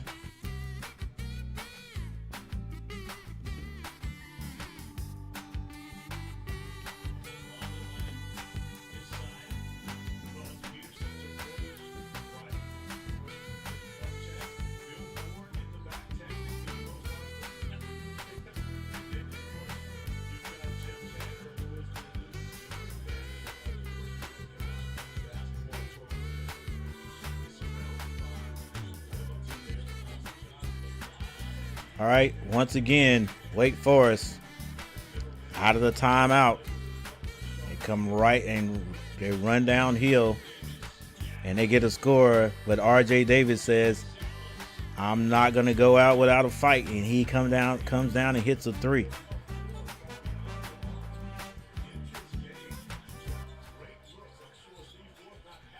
It's going to be Spillers.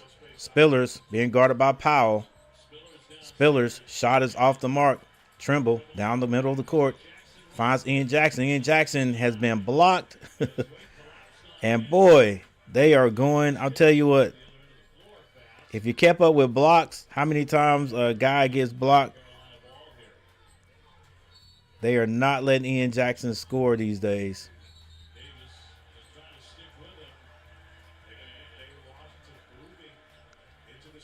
Hey, so a bad screen by Washington. And there's another TO. Turnover by the Tar Heels gives that back to Wake Forest, who is in a bit of a run here. Got a little bit of momentum on their side.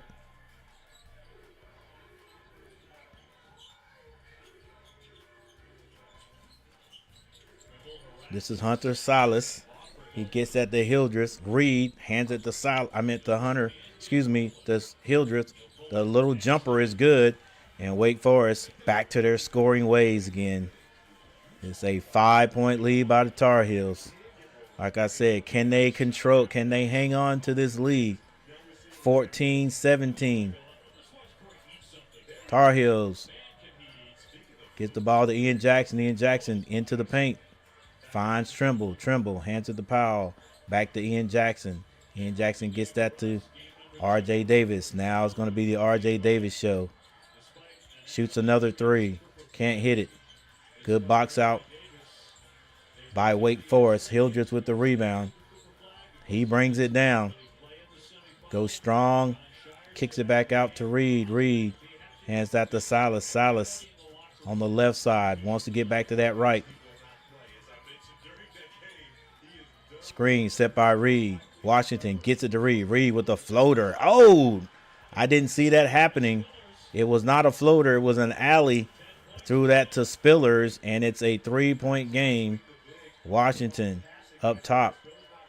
This is Trimble with the ball. Trimble. Turnaround jumper, no good. Rebound Harris. Harris gives it to Salas. Salas on the right side. Gets it to Reed. Reed turns down the three this time. Back to Harris. Harris and Hildreth. Hildreth being slightly double teamed. A lot of dribbling. Goes baseline. Floats it up, no good. Gets it on rebound. Puts it back in. It's a 1-point lead. Tar Heels have gone completely dry again.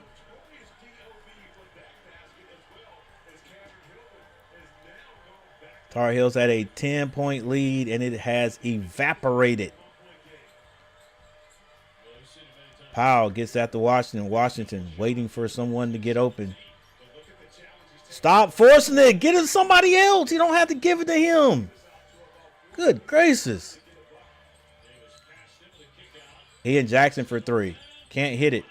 It's tipped. Spillers with the ball. Wake Forest with a chance to take the lead with 12 minutes and 10 seconds on the clock. This is Silas being guarded by Trimble. Silas gets it to Reed. Reed. Hildreth with a following jumper is good. And Wake Forest comes all the way back from 10 to take the lead. Sort of like Carolina, all the way back from 11. R.J. Davis finds Washington. Washington gets it to Powell. Extra pass. Trimble on the baseline. Goes strong. He's fouled on the play. 11:37, and we have yet another timeout.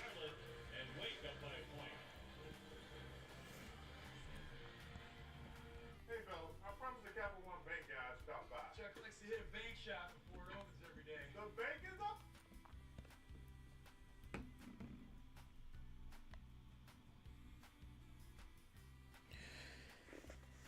The boys came out with a run, and then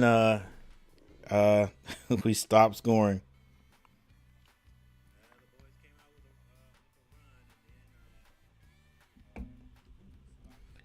So we're gonna have to get back. We're gonna have to have another run of our own, and that's gonna have to come off some defense. All right, we got 2 votes. We got 2 votes. Which team are you pulling for? Which team are you pulling for? Well, you know, I'm pulling from the Tar Heels.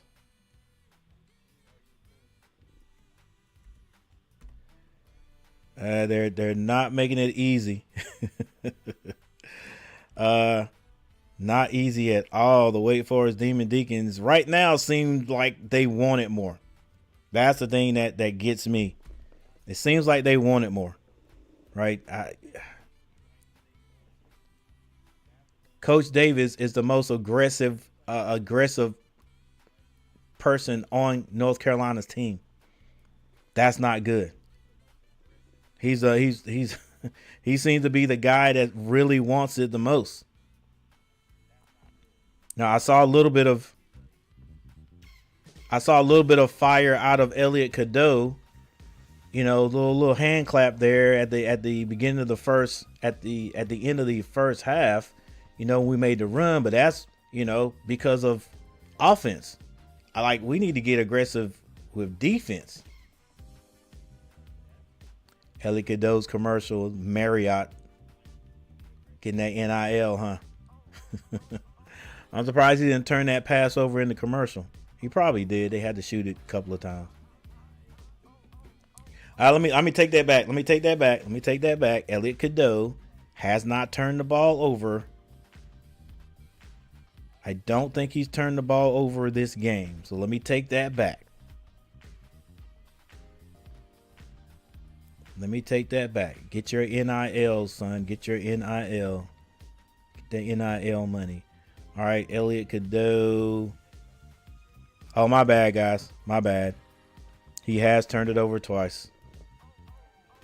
Carolina with 11 turnovers. 11-5. I'm telling you guys, these little things that a lot of people don't look at are big. They are huge. I still don't think people get the understanding of when I say, and I know I'm not beating the dead horse, but I'm saying this over and over again. It's like a broken record. A record is a piece of vinyl that when turned on a turntable, which I have to explain what a turntable is, and a needle reverberates sound through an amplifier, and we listen to music that way back in the day. But sometimes the record would get a scratch on it, and it would keep replaying that same note or that same rhythm over and over again. So I know I sound like that every time I say, if you turn the ball over, you do not get a shot at your basket. That's shots that we're not getting. We're not attempting shots because we're turning the ball over. Hey, my bad, guys. That's for the young guys. Talk with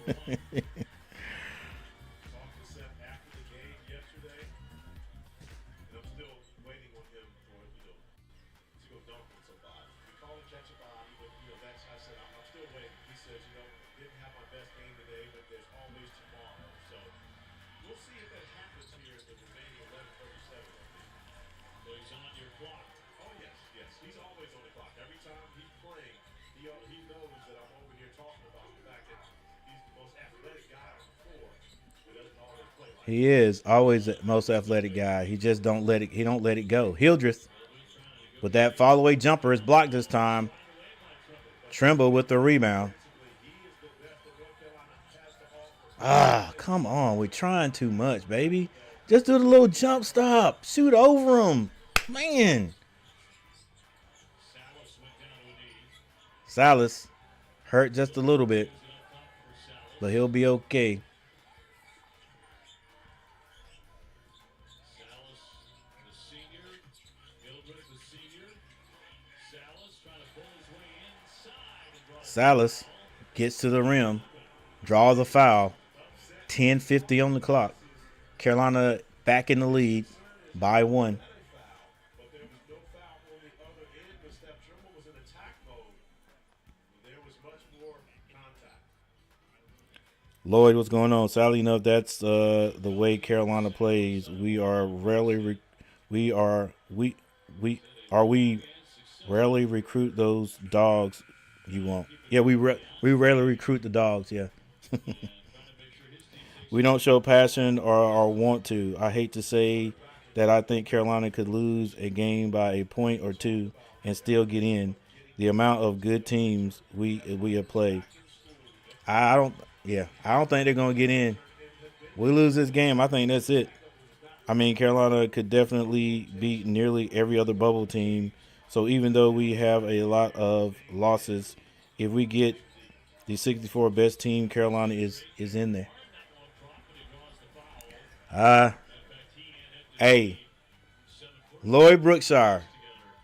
Hey, you are definitely optimistic, but I just don't see it. If we lose today, I think this is it. This is it. Again, like I said, if we win today and play well tomorrow, I think it's a possibility. If we win tomorrow, definitely we're in. If we win the ACC tournament, no question. But as Michael Smitty says, we got to get past this. I hate to say I agree with you. We need to win this. Definitely got to win this one. Yeah, whoever loses this one is going home, guys. All right, it's tied up 0-0 And Trimble hits his free throw. Carolina with a bit of a little man-to-man full court. This is Silas, brings the ball down. Gets the spiller. Gets that to Harris. Nearly a steal. 10 seconds to shoot. Offensive foul. Offensive foul on Silas. Silas pleads his case. So does his coach. Elliot Cadeau is one of the craftiest players you have in the ACC. He makes you make plays as such. Cadeau will do things like grab you and force you to push him off. But that time he did not. That was all Salas. Hunter Salas was the one who initiates that contact.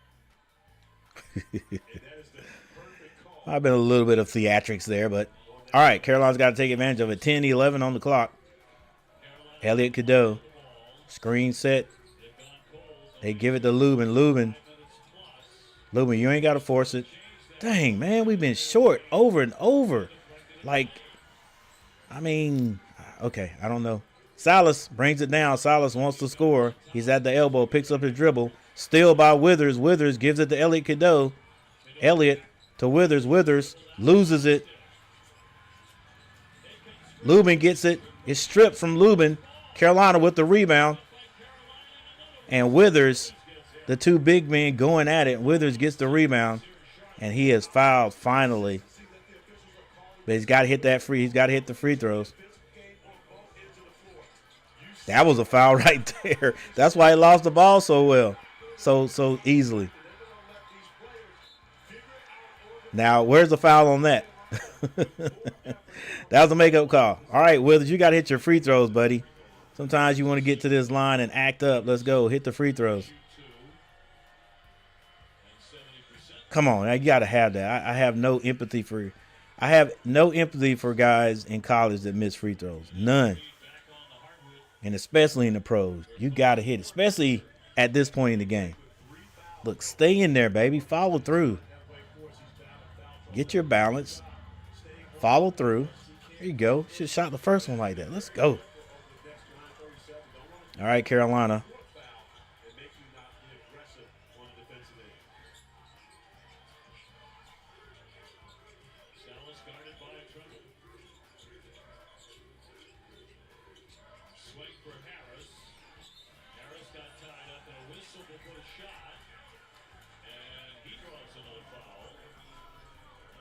All right, we have a foul at the other end.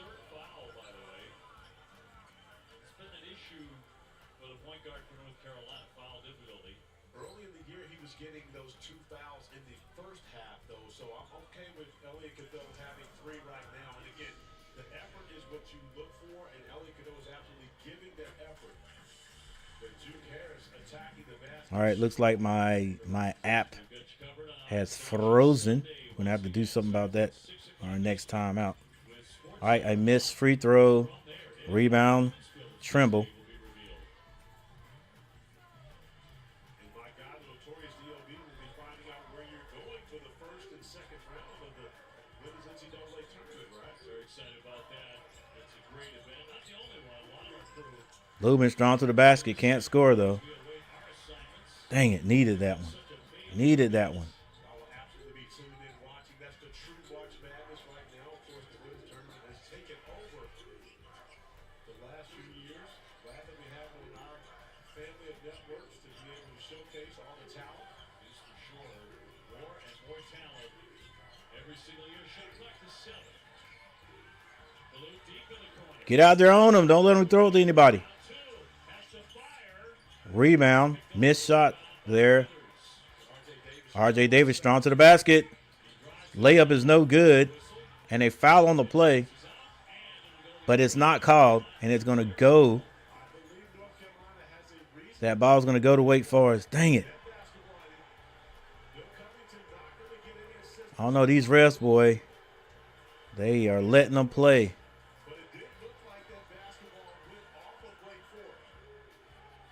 All right, still a 1-point game right there.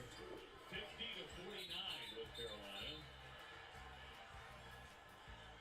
And I think we might have Got a double technicals, I think. Bill Covington trying to get Hubert Davis back to the bench. Steve Forbes both running up for Coach, get back. Don't do nothing crazy. You got a 1-point lead. mixing it up and retaliating with each other. As you see Cameron Hilden, Elliot Cadeau getting locked up. Hey, you need to go look at that. Can we look at it? Because Elliot Cadeau never did anything.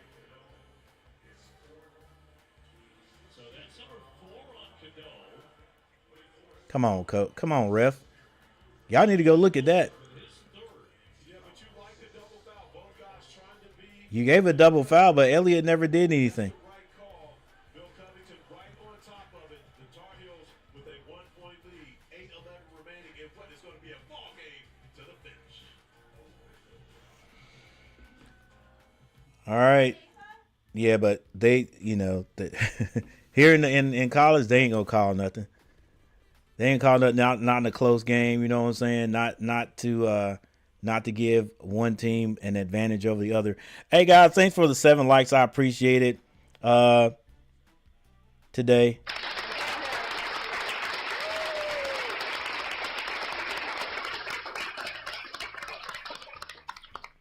I will say I do not like these close games. I don't like the close games. I think Carolina's won one close game this year. Tarek, I think the only way we get in is if we are ACC tournament champions. Yeah, I hear you, Tar Heel K. I'm still gonna stick with what I think, but I mean I get it. I 100% get it. Like if we win the tournament, we're in there definitely. Like that's how it works with most teams, especially if you have a little bit of winning whatever. Anyway, you get in. Yeah, I've said my piece. I know people try to hear it, so I think if we beat Duke, we in. Even if we don't win the tournament, I think if we beat number 1, we in there. Now Carolina has to play a ridiculous schedule. This had to play a ridiculous. Yeah, it wasn't easy, Lloyd, but I still think we don't have we never beat a quad 1 is what the deal is. You know what I'm saying? And we had some decent games we played too, but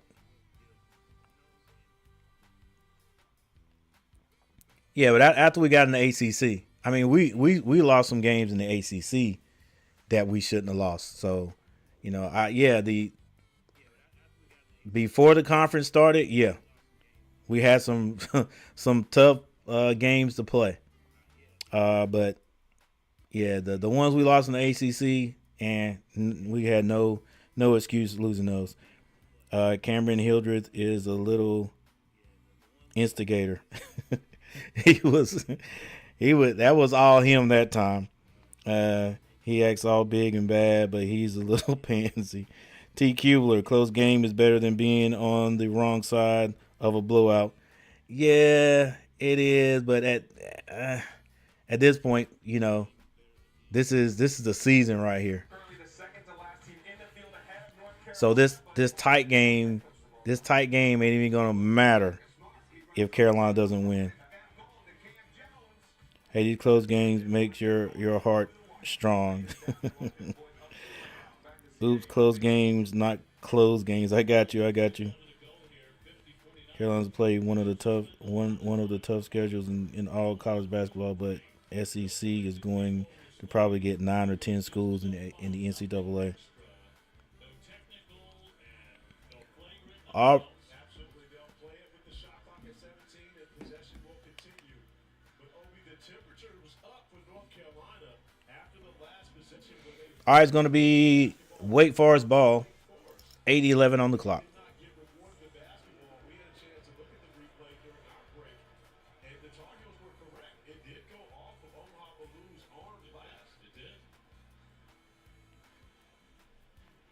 But Wake Forest wound up with the ball in a game like this, coming right down the wire. That's a big possession. Hey, the last couple of times Wake Forest out of a timeout, they score. So Let's see if Carolina can change that this time.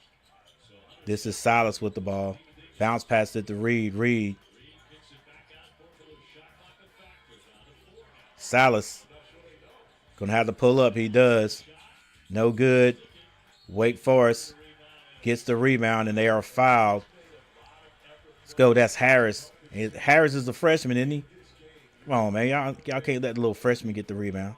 It's going to be Wake Forest ball. In the bonus. Both teams in the bonus. 7 minutes and 52 seconds on the clock.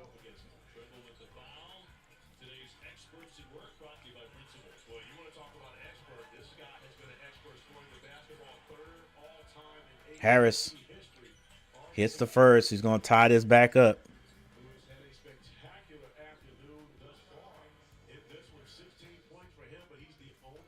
And if you're looking at my scoreboard and you see that he hits the second one also, Wake Forest goes back up.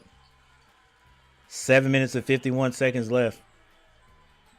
Carolina's got to keep scoring here and there until they get their run, and they got to have some defensive stops.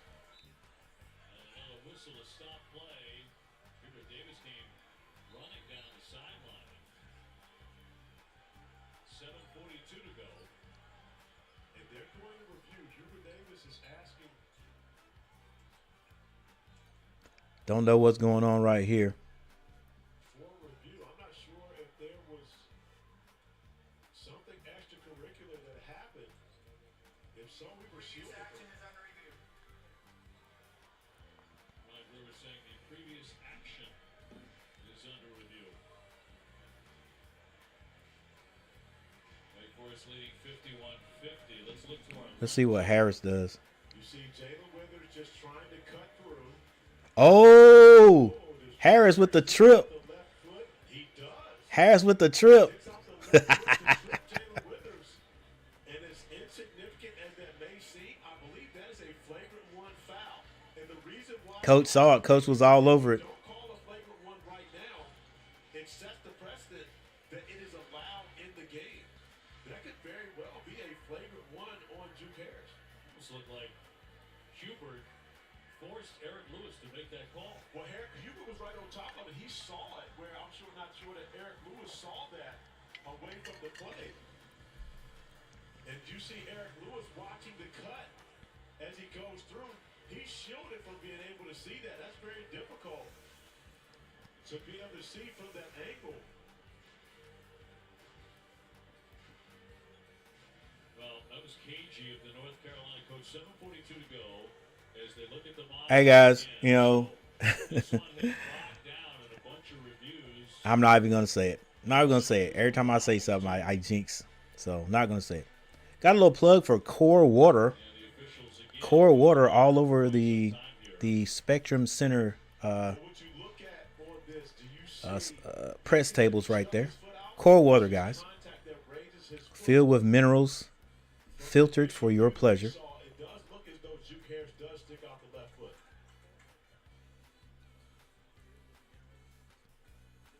So maybe a flagrant one. All right, now we got 7:42 on the clock. And Bill Covington Jr. coming over. After review, number 2 will be charged a flagrant one for tripping. There's going to be a flagrant one, Be Carolina's ball. tripping. But I don't know what.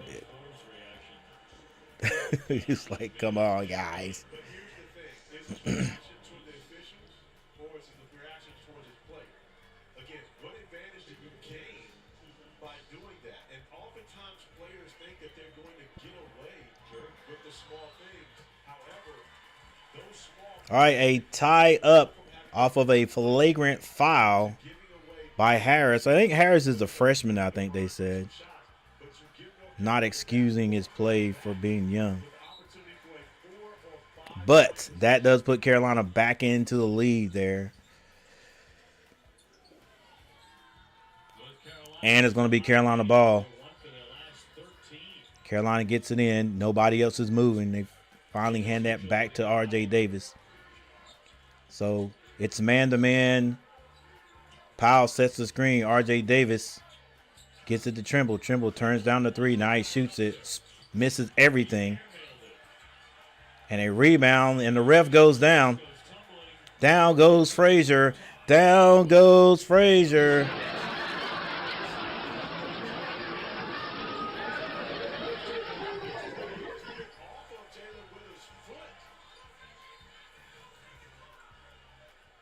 Officials are going to get together on this call. He was out first. Touches the ground before. That's a great call by Eric Lewis. Salas comes down with the basketball. Salas Out of bounds. gets the rebound. He's out of bounds. Wait. That was close. He may be in bounds though. But that's a makeup though. Man, we're weak. Come on, Leuven. Great play defensively. And another whistle, 7:19 to go.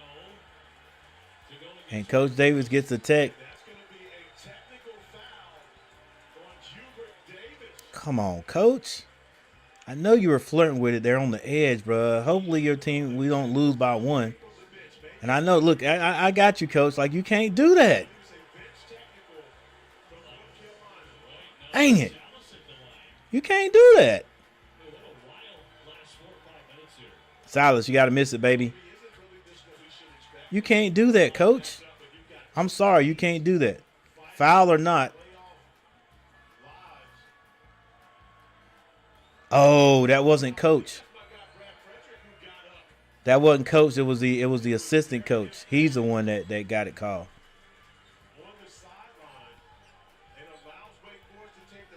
And Wake Forest takes the lead back. So, hey, all you people that were saying, hey, Carolina won because if Carolina wins because of the refs, well, you just got it back.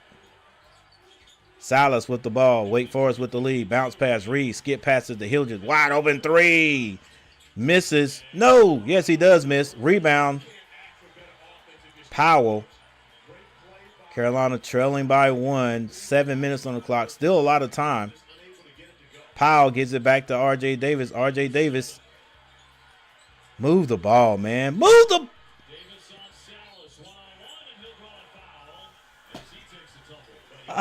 Man, I hate this I hate this ISO crap. Everybody just standing around watching. Now R.J. Davis twisted that ankle.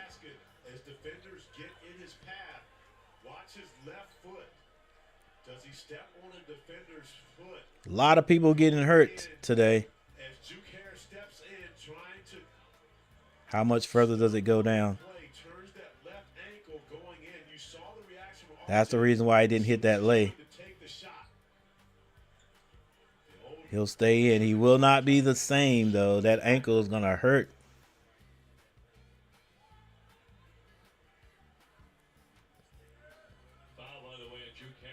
A lot of people getting hurt today. And Davis headed to the foul line.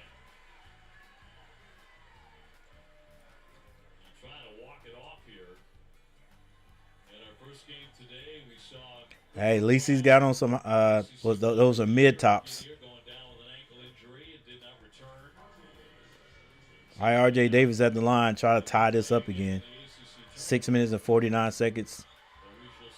R.J. hits his first free throw. Difference between the two, though, OB. Cooper Flag knows that he has the NCAA tournament to play in. As you see Cooper Ooh, earlier today, that hurts, boy. great heights coming down on that left ankle, turning the ankle. But for R.J. Davis, R.J. hits both. this could be it. Puts Carolina back up It's going to take more than that to take by 1. Yes, by 1. which could be the last time in the Carolina blue uniform. Well, we've had 10 lead changes today.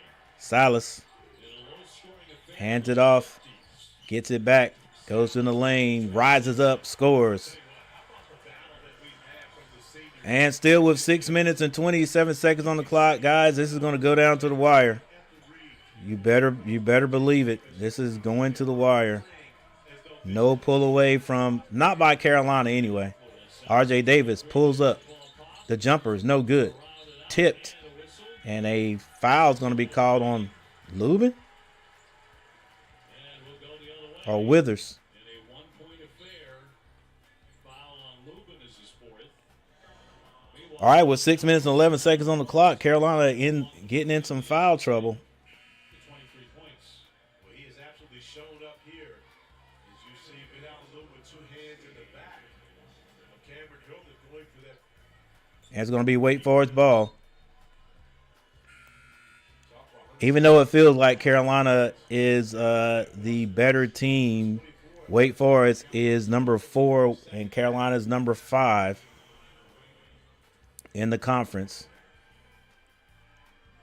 Both of these teams, OB, if they Both teams with the same record, though, 13-7. Reed however, 2 seasons ago when North Carolina did not make extends that lead by 2. they denied their opportunity. They did not want to go. Hey, Carolina, the Tar Heels going to have to get some kind of scoring. They got to get some. They got to create some space here because if it gets close, Don't play a tournament. the Heels don't win games like that. Reed It could happen. misses the second. Making 1. Wake by 2. 2-point lead by Wake Forest. R.J. Davis being guarded by Hildreth. Screen set up top. Ian Jackson back to R.J. Davis. in Carolina. Trying to get Jackson open. And they just keep giving it back to each other. Now 10 seconds to shoot. Davis chased by Reed. Powell Powell. pulls up. Up at the elbow. No. Washington cannot get the rebound. That screen, getting the basketball out of Wake Forest walks it down. They're going to call a play. someone else to have to take a shot. And as the Tar Heels gone cold, it was 15 of 16. Hildreth with the ball. Hildreth. Picks up his dribble. Goes to Reed. Reed hadn't scored down low yet. Again, he draws the double. This is Silas. The shot clock. Powell. Reed's got to get Reed for 3. Can't hit it. can't hit it off the back of the Rebound. Wake Forest. keeping that one alive. That was Trayvon. They get another chance. 16 seconds on the clock. Hunter Silas gives that to Reed. Reed to Hildreth. Hildreth. It's about time. He's due for a big shot. Goes to the basket. Too high. Another rebound by Wake Forest. Reed gets it to Hildreth. Hildreth throws it up. No good. Washington with the rebound. Carolina avoids going down by 4. And the way things are working now, they're not going to be able to catch it. But back at the other end, Withers hits a 3 to put Carolina up by 1. In that quarter, we saw from him 7 times yesterday. Hasn't been as hot this evening. Here's Hildreth with the ball being guarded. He gives that to Reed up top. Harris back for Spiller. Spiller for 3. Can't hit it. Tipped. Rebounded by Washington. R.J. Davis on the right side. Nothing there, but he kicks it. Same thing by Withers. Can't hit it this time. Rims out. Quick pull. But I guess it's a good shot. Got to take what you can get. Carolina up by 1. Hildreth with the ball. He's on the tournament logo. 16 seconds to shoot. Being guarded by RJ. They get it to Silas. Powell don't reach. They hand it to Harris. Harris for 3. The freshman can't hit it. Strong. And a lot of banging underneath to the foul. 3:32 to go. They're going to get Jalen Washington trying to keep Ethan Reed. Jalen Washington is going to be called for a foul. Reed does not want his career to be over. Yeah, you gotta move. You gotta move and fight when that ball's shot, big man. College basketball Washington. is presented by T. Rowe Price. Invest with confidence. Yeah, I thought that technical foul that was called on North Carolina. I thought that was on Coach Davis because you know how passionate he is, but it was called on an assistant coach for getting up, I guess, contesting or whatever.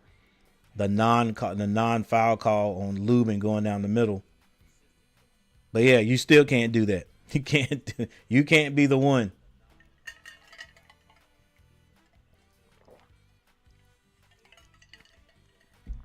You can't be the one.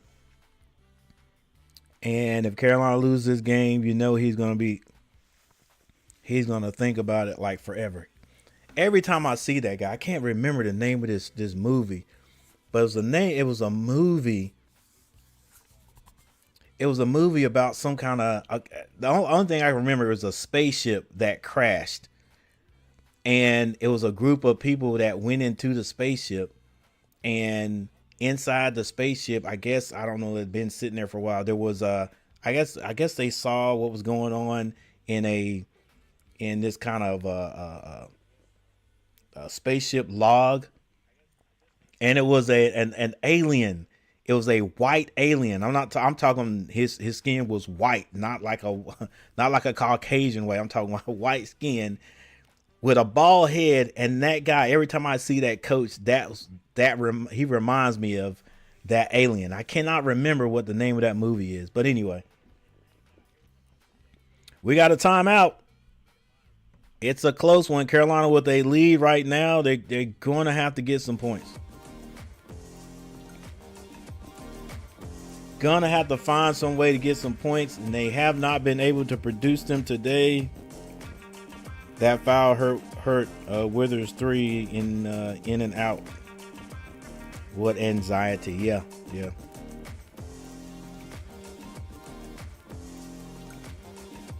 Their offense is stagnant. The Deacons were the 4 seed due to losing at Wake Forest when they tied. Yeah.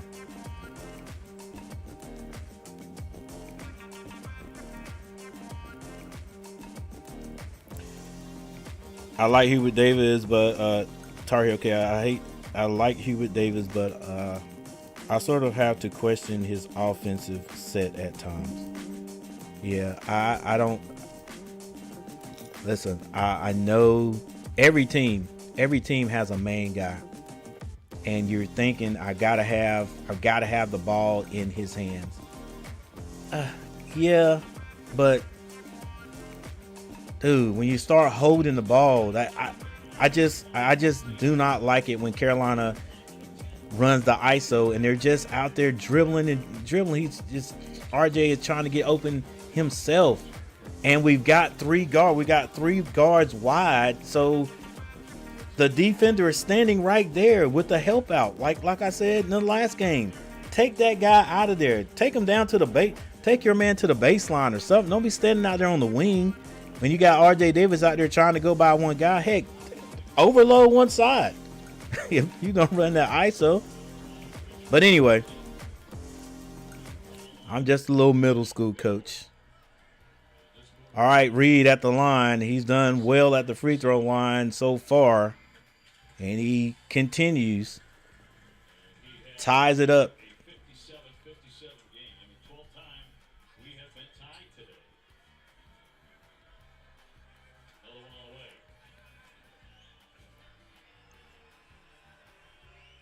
.333, 2 on the clock, and he misses a second, so it remains tied. Eddie Cadeau back in the game. They hand it back to RJ. RJ gives it to Lubin. Lubin extremely weak with the ball, bro. Dang.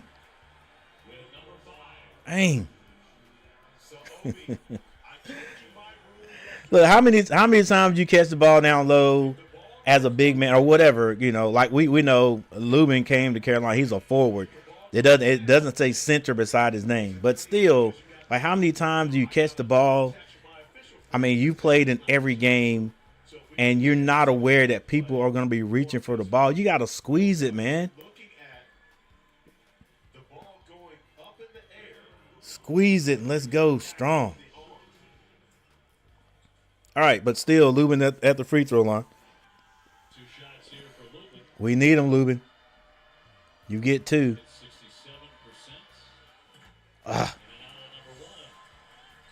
Misses the first. Great job showing the slow motion. That is all over the arm. So the ball going straight up in the air. Who's my theory to be correct on that one? I mean, that's all pickup game. Can we hit one? Lubin at the line. He does hit one.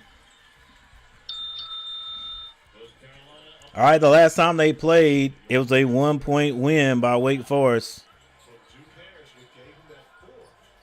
And now takes him out of Silas strong to the basket. Is blocked by Lubin.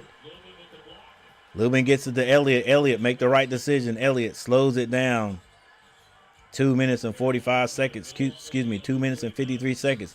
I wish they clear out the left side and let Lubin go to work. I mean Elliott Cadeau, because Elliott Cadeau is always faster than anybody. 3-point shot by R.J. Davis. 61-57 is the score. Carolina taking the lead. No, don't throw it to me. RJ's going to be open on the other side.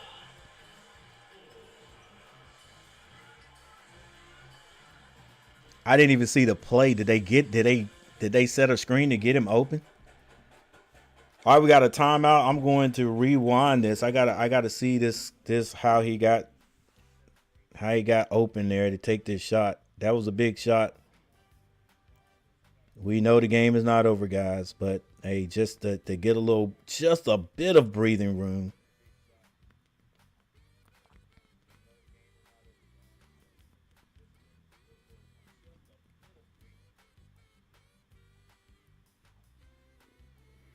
All right, looking at the play now. RJ is all the way on the other side. Lubin gets the ball. Oh, great. Great. Coach, if that was a play you set up, great call. I think that was, what's his name? Spillers. Spillers went up top, went around the screen to get open. It was almost like a double screen, went around the screens to get open, and that left, here it is right here, that left RJ open for the shot. Yeah, like you got, I said, just handing him the ball and saying get points in this game, not working really good. But to set some screens and get him open, working a lot better. All right, let's see if the Tar Heels can hang on. We got 12 votes. We got 12 votes. I don't know. Darv Gillis in the house.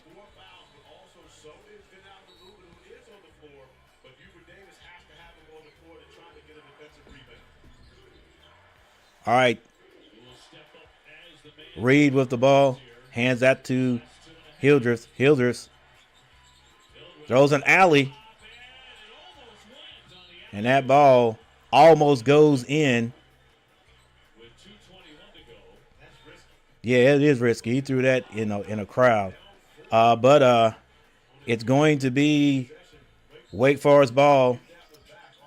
Don't let them get anything. Oh, they get it into Hildreth. Hildreth turned down the jumper. And steps out again. What is over that line over there, guys? That little space over there. That's been more people out in a college game that I've ever seen. Like, they are stepping on that line over there. But you see the retreat step. As you step backwards, in which they natural motion, you cannot do it in that corner. There's not enough space. As you see Is his heel up? Nah, he's out. coming down on the out-of-bounds line, the officials, of course, looking for that call because it happens so All right, it's going to be Tar Heel ball. 2 minutes and 17 seconds on the clock. Hey, man, clear out and let Elliott Cadeau do his little crossover and get to the left side. Get on this side, baby. Alley-oop. Oh, yes!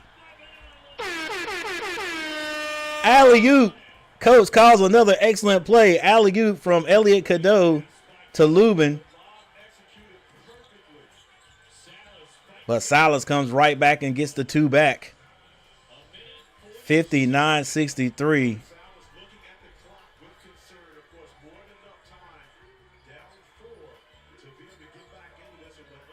Carolina needs to keep scoring right here is what it is. Powell gets it back to Elliott Cadeau. Clear out over here. Withers for three. Can't get it. Lubin with the rebound. Let's go. Let's go. Keep playing, baby.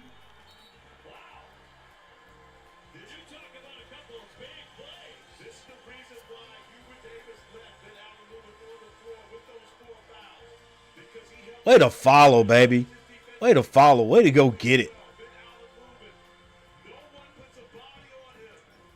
They both went to Powell and left Lubin. Lubin attacks the basket for the slam dunk. All right, guys, with a minute a minute and 27 seconds on the clock. It is still plenty of time for Wake Forest, but Carolina does have has a little bit of breathing room. We've got to close out on the threes. Don't let them shoot threes, and just move your feet on offensively. If they're going to score, it's got to be 2 points. We can't let them sit out there and hit threes, even though they haven't hit the three with a great percentage today. Wake Forest, that is. And we talked about how risky it is to throw bombs at crunch time. But Elliott can go trusting Ben Allen Lubin to finish it off, and then Ben Allen Lubin. And their 3-point shooting, Wake Forest, is 10%, 2 of 20, which definitely means they are due a 3-point shot. They are due a 3-point shot, so we got to close out, definitely.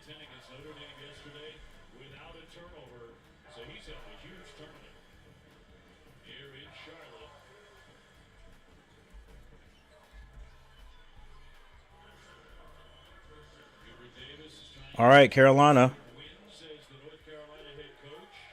has been able to find a little bit of offense. Now let's see if they can find some defense. Hildreth gets into the paint. It's blocked.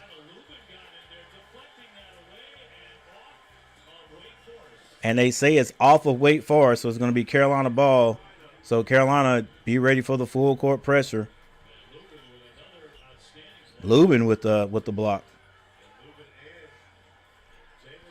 Set screens. Don't just try to get open with your ability, with your speed. Set some screens and make the in pass easy. All right, 59-65. Carolina with a minute and 13 seconds on the clock.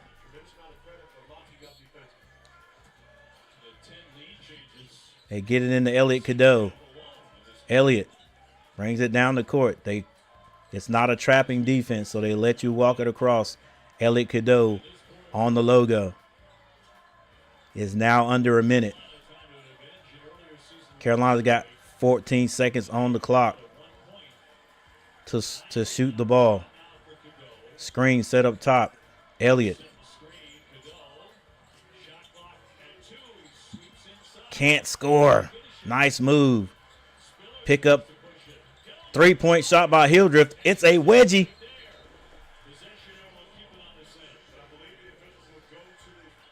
And they say it's going to be a possession arrow.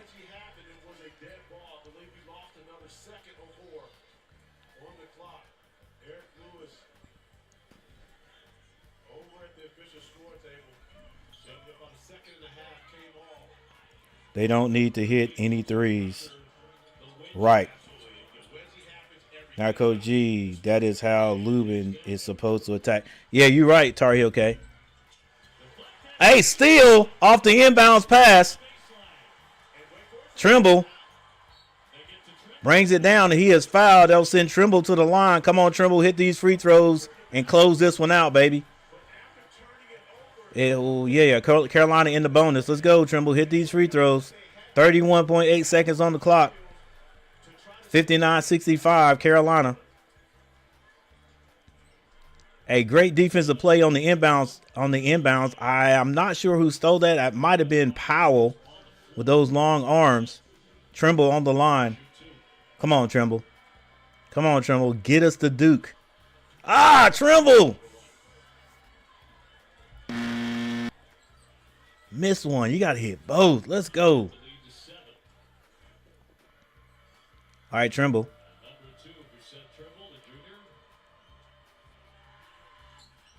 Hits the second.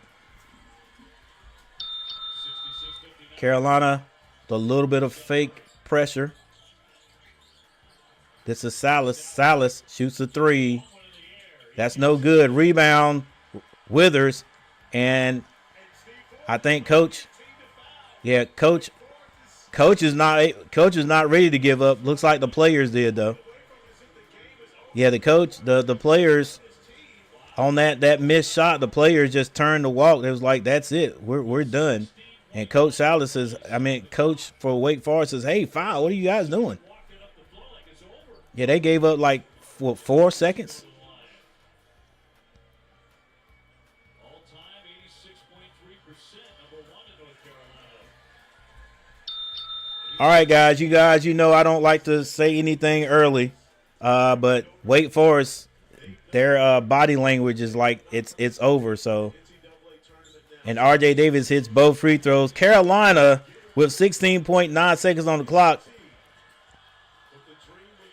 Don't foul. Get out of there, Withers. Carolina, 68-59. Has moved on. Will meet the Duke Blue Devils once again, guys. It wasn't easy. Hey, I feel for you, Wake Forest, but I do not root for you. My team in North Carolina is tough. It's tough because one team had to go home. Why not make it the Wake Forest Demon Deacons? So we have another matchup, guys, of the two blue teams from Raleigh, North Carolina. We've got Duke taking on North Carolina. And now we can talk about, first of all, let me give a hand clap to Lubin coming through there at the end of the game there with some big plays. I mean, not just offensively, but defensively also. Big plays there. And like we said, Tar Heel K. Now, Coach G, that is how Lubin is supposed to attack the basket. Like, yeah, big time. Maybe he just had a lapse in effort, and maybe he'll be ready to play. Like, heck, playing Duke again. That's just another that's just more motivation, guys. Carolina will come out tomorrow ready to play. Lubin played. He did. He played big time, Michael Smitty. Amen plus Trimble. Yeah. Trimble, RJ with big threes. Round 3, let's go. Let's go play Duke again. No Cooper flag. Hey, Michael Smitty, I bet you. Yeah. Hey, like it's. On the bench for the second half. I think that's what I think Lloyd was saying. Like Seemingly locked in. you already know that Duke is going to go to the NCAA tournament. We already know that. So yeah, why play Cooper flag tomorrow and take a chance that he could injure that ankle even more? Yeah, you know he wants to play, but yeah, no Cooper flag would definitely even the odds more for Carolina. You know, you still got Knipple. Who they said Knipple he didn't make first team this year. Like, what the heck? You got Evans. Brown is out too. But yeah, we gotta bring everything tomorrow. Definitely cut down on the turnovers. Nathan in the house. Nathan, you called it in the last game. You said, hey, we might see you again in in the ACC tournament. Well, here it is, guy. Hey, we got 16 votes. Which team are you pulling for? Heck, I should put another. You know what? I'm gonna do that now. I don't know how much traction it'll get, but I'm gonna close this poll, and before everybody gets out of here, I'm gonna put another poll up.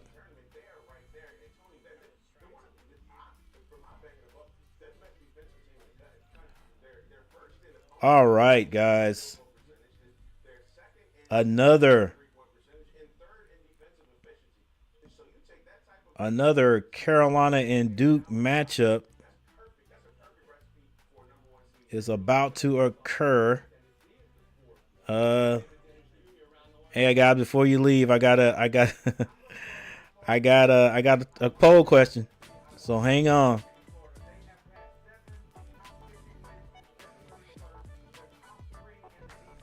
Got a poll question coming up.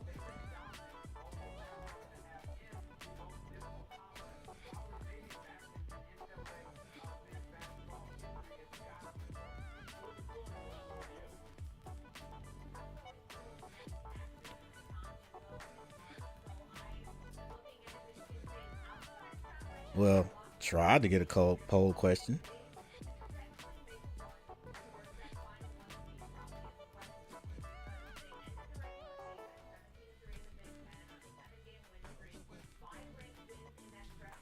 I don't know why it won't let me. What's up with my poll question? We're going to end poll. Now we get a new poll question. Here we go.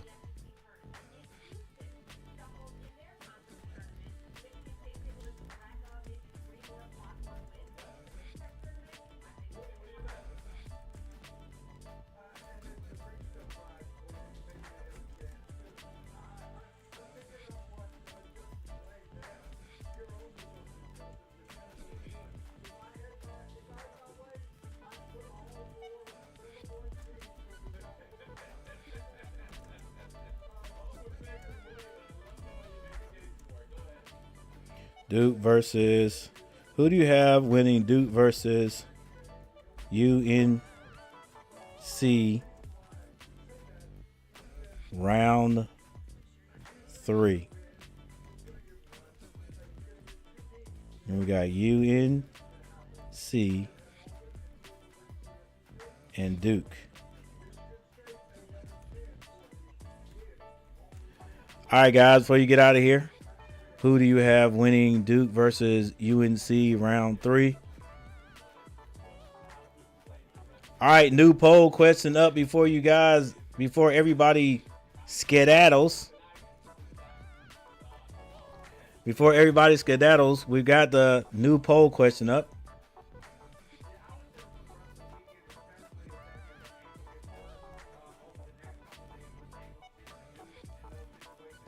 All right, let's get this score completely right. All right, here we go. Go. All right, 68-59. Carolina ends up winning this one. It was a tough game. They outlasted, played some good defense. And then right after, I think it was my guy Lloyd said something. Yeah, said something about, we don't recruit those guys. We don't recruit those dogs. But something happened. I don't know where it came from, but Vinana Lubin says, what the heck? Let's go. And the dog came out. Look, even the Panther, he got some primal in him. Rodney Sessoms, what's up?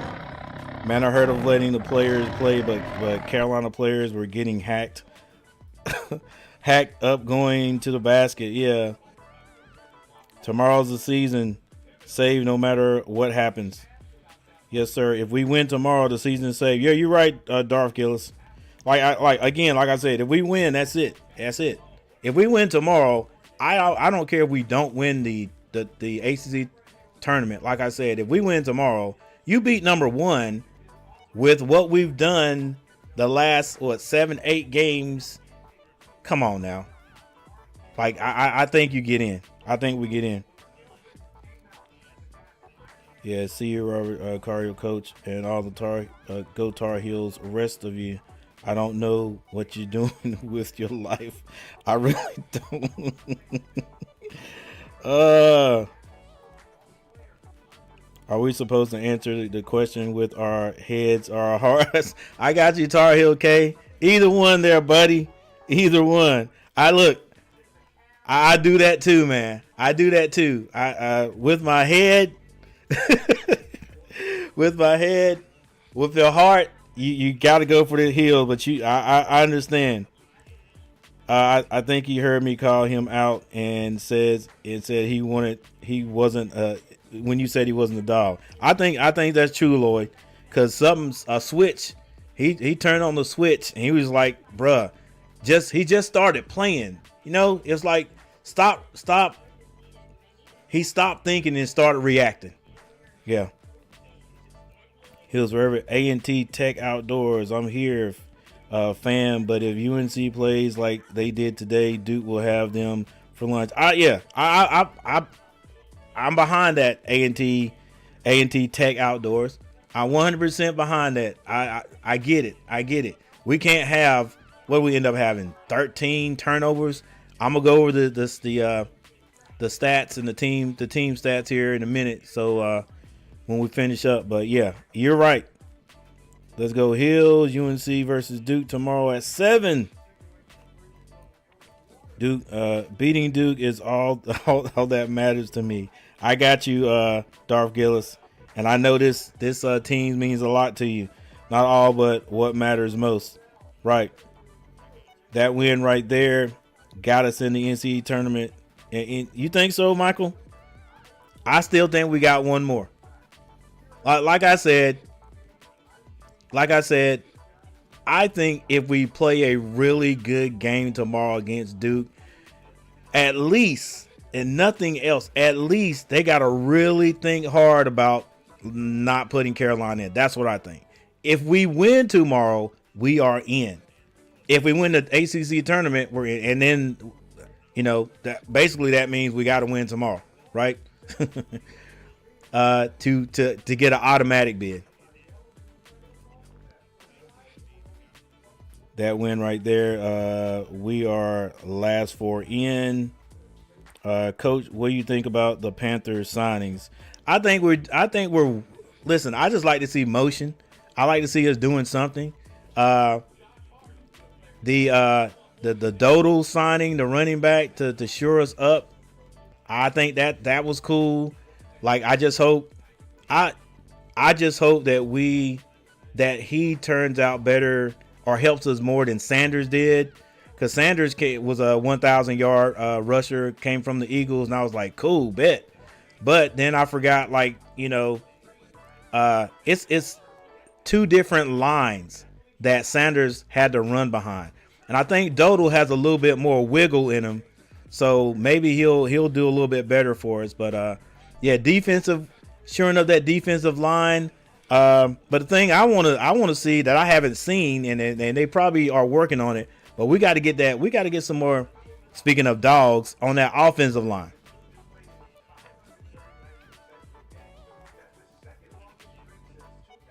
Coach, what do you think about the Panthers? We don't stop there. If Hills win, Rodney, no flag. I wouldn't be surprised if Cooper Flag made an appearance, but yeah, I wouldn't play him because they're definitely going to the NCAA tournament at number 1 in the nation. Cooper Flag is basically Duke's offense. Nathan Rodney says, "Oh, where's Nathan?" Okay, Nathan. No, we still got to play. Oh yeah, we definitely still got to play. And Nathan, Cooper is one of the reasons. Cooper is one of the reasons you win. That's with every team. Every team has a main guy. You know what I'm saying? Every team has a main guy. But yeah, Cooper makes it a lot easier for them to win. Now, I have always said Knipple is that guy. Like, you know what I'm saying? Knipple steps up. He's being overshadowed by Cooper Flag. Like, he is not Cooper. I mean, you know, Knipple is definitely not overrated. He's not overrated. He's underrated. As Trump would say, Knipple, he's not overrated. He is not overrated. He is not overrated. He may be underrated. Knipple's an outstanding player. He's great. All right, but Nathan, no, we still got to play. We have multiple players that can score. You're right about that, Nathan. Tell you that. Yep. Tell him, Robert. Flag is basically Duke's offense. Hey, they ended up winning today, though. They got behind and then they came back. So we'll see. Carolina's gonna have to. We're gonna have to have a good game, though. Have a good game. Here's what you need to do. Don't let Duke get hot off the rip. We beat Auburn because of Evans. Thank you, Coach. So glad to see you. Thank you,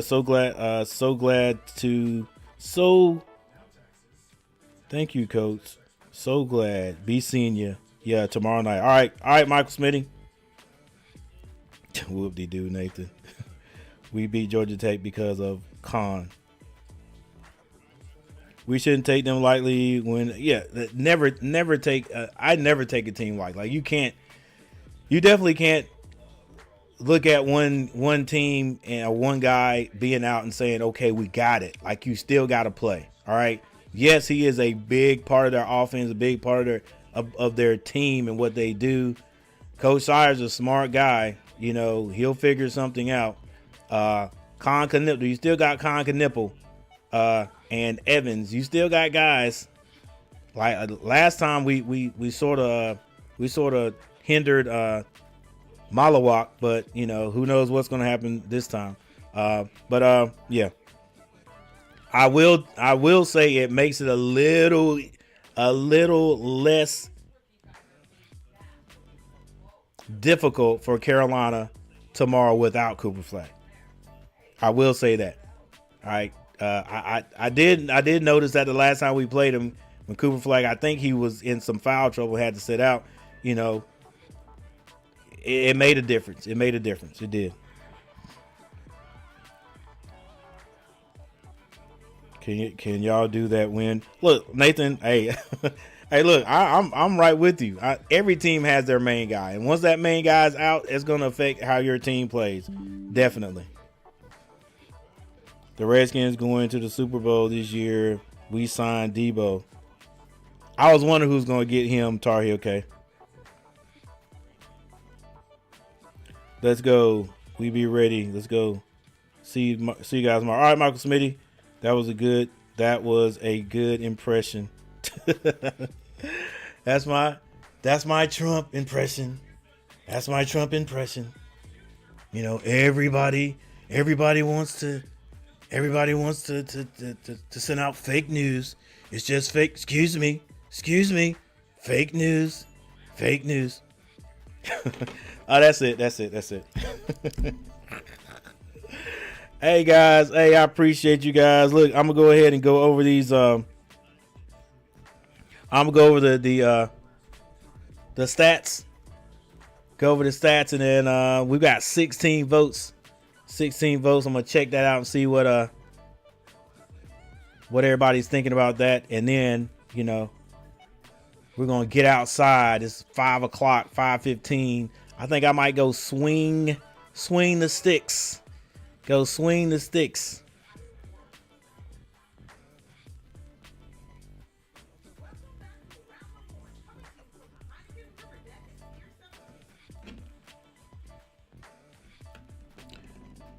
All right, here we go. Let's look at the box scores. Before you all get out of here, thank you guys for hanging out. I appreciate you guys hitting that like button and staying around and talking about this game and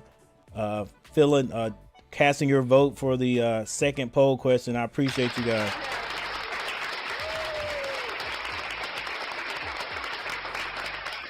All right, Van Allen Lubin ended with 10 points. It just seemed like more. 10 points and 13 rebounds. Another double-double for Van Allen Lubin in 2 days. Withers with 9 points. Today he was 2 out of 7 from behind the arc.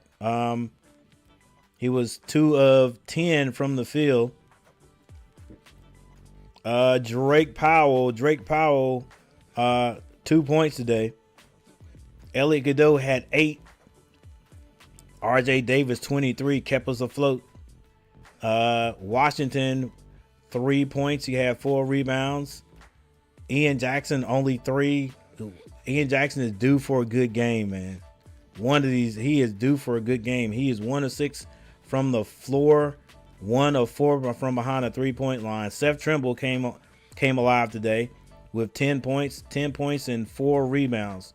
For Wake Forest, Spillers with 10 points, 9 rebounds. Reed had 2 points 2 points and 10 rebounds. He was 0 of 4 from behind the three-point line. Thank goodness he wasn't hitting them. Johnson scored 2 points. Hildreth, 9 points. He averages 14, but only 9 today. Good defense played on him by Powell and Trimble. He had 6 rebounds. Hunter Salas with 25 points did his best. 5 rebounds, 2 assists. Off the bench, Omaha, 3 points. Juke Harris had 8.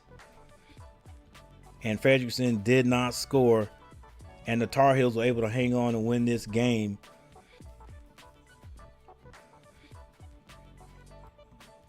All right, for the team stats. Field goal percentage, Carolina only shot 30. Well, both teams shot 33.9% from the field. 3-point shooting, Carolina 36%, 8 of 22. That helped us win this game. Not great shooting behind the 3-point line, but when Wake Forest only shot 9%, they were 2 of 22. That definitely helped us. Free throws, Carolina shot 81%, 22 of 27. Wake Forest 15 of 20 for 75%. Carolina out-rebounded Wake Forest 46 to 38. Carolina had 8 assists to 6 assists to Wake Forest. A lot fewer assists today than we had yesterday. Steals 4 to 6 Wake Forest. Blocks 5 to 6 Wake Forest. Turnovers 12 to 10 North Carolina with 12 turnovers. We can't have that tomorrow. Carolina had 7 points off fast breaks. Wake Forest with 4 points in the paint. Wake Forest killed us 30 to 18. And the largest lead by Carolina was 10. Wake Forest by 11. Both teams overcame that. But Carolina ended up outscoring Wake Forest in both halves. 33 to 31 in the first, 35 to 28 for the win and a chance to advance.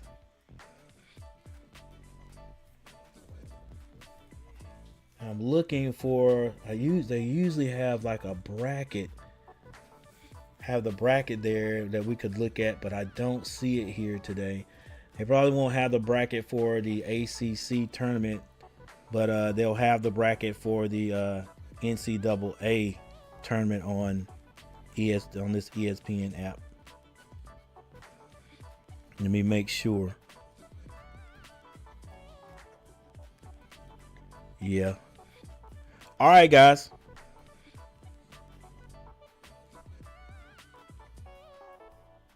Hey, thanks for the 12 likes.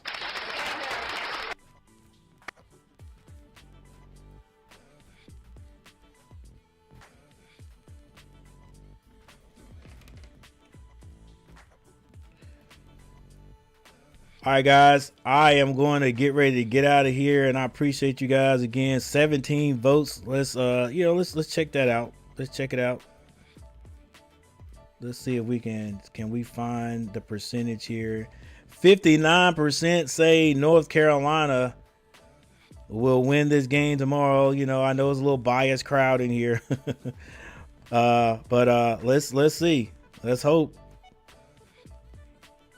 Let's hope we get past this game tomorrow. We in there in NCAA tournament. We in there, you know. And heck, we might make a little run there. Might make a little run. All right, guys. So like I said, I'm gonna get ready to go outside because it is too beautiful out there to stay in the house all day. Thank all of you guys for hanging out with me. I hope to see you guys tomorrow night. Darth Gillis, Garrett Clemens in the house. Thank you, sir. T. Kubler in the house. Duke, UNC, greatest rivalry in college basketball, no doubt. Michael Smitty in the house. Lloyd Brookshire, thank you, sir, for stopping by. I appreciate you. Hang out with us anytime. Rodney Sessoms in the house. Tar Heel K. Rodney Sessoms, Robert Summers, both of those guys in the house today. A&T Tech Outdoors, thank you for stopping by and dropping a line in the chat. Sean Crawley in the house. Thank you, Sean Crawley, for coming by. And we want to make sure we got everybody. I think that is it. lot of comments in the chat today. Thank you guys for making it big over there.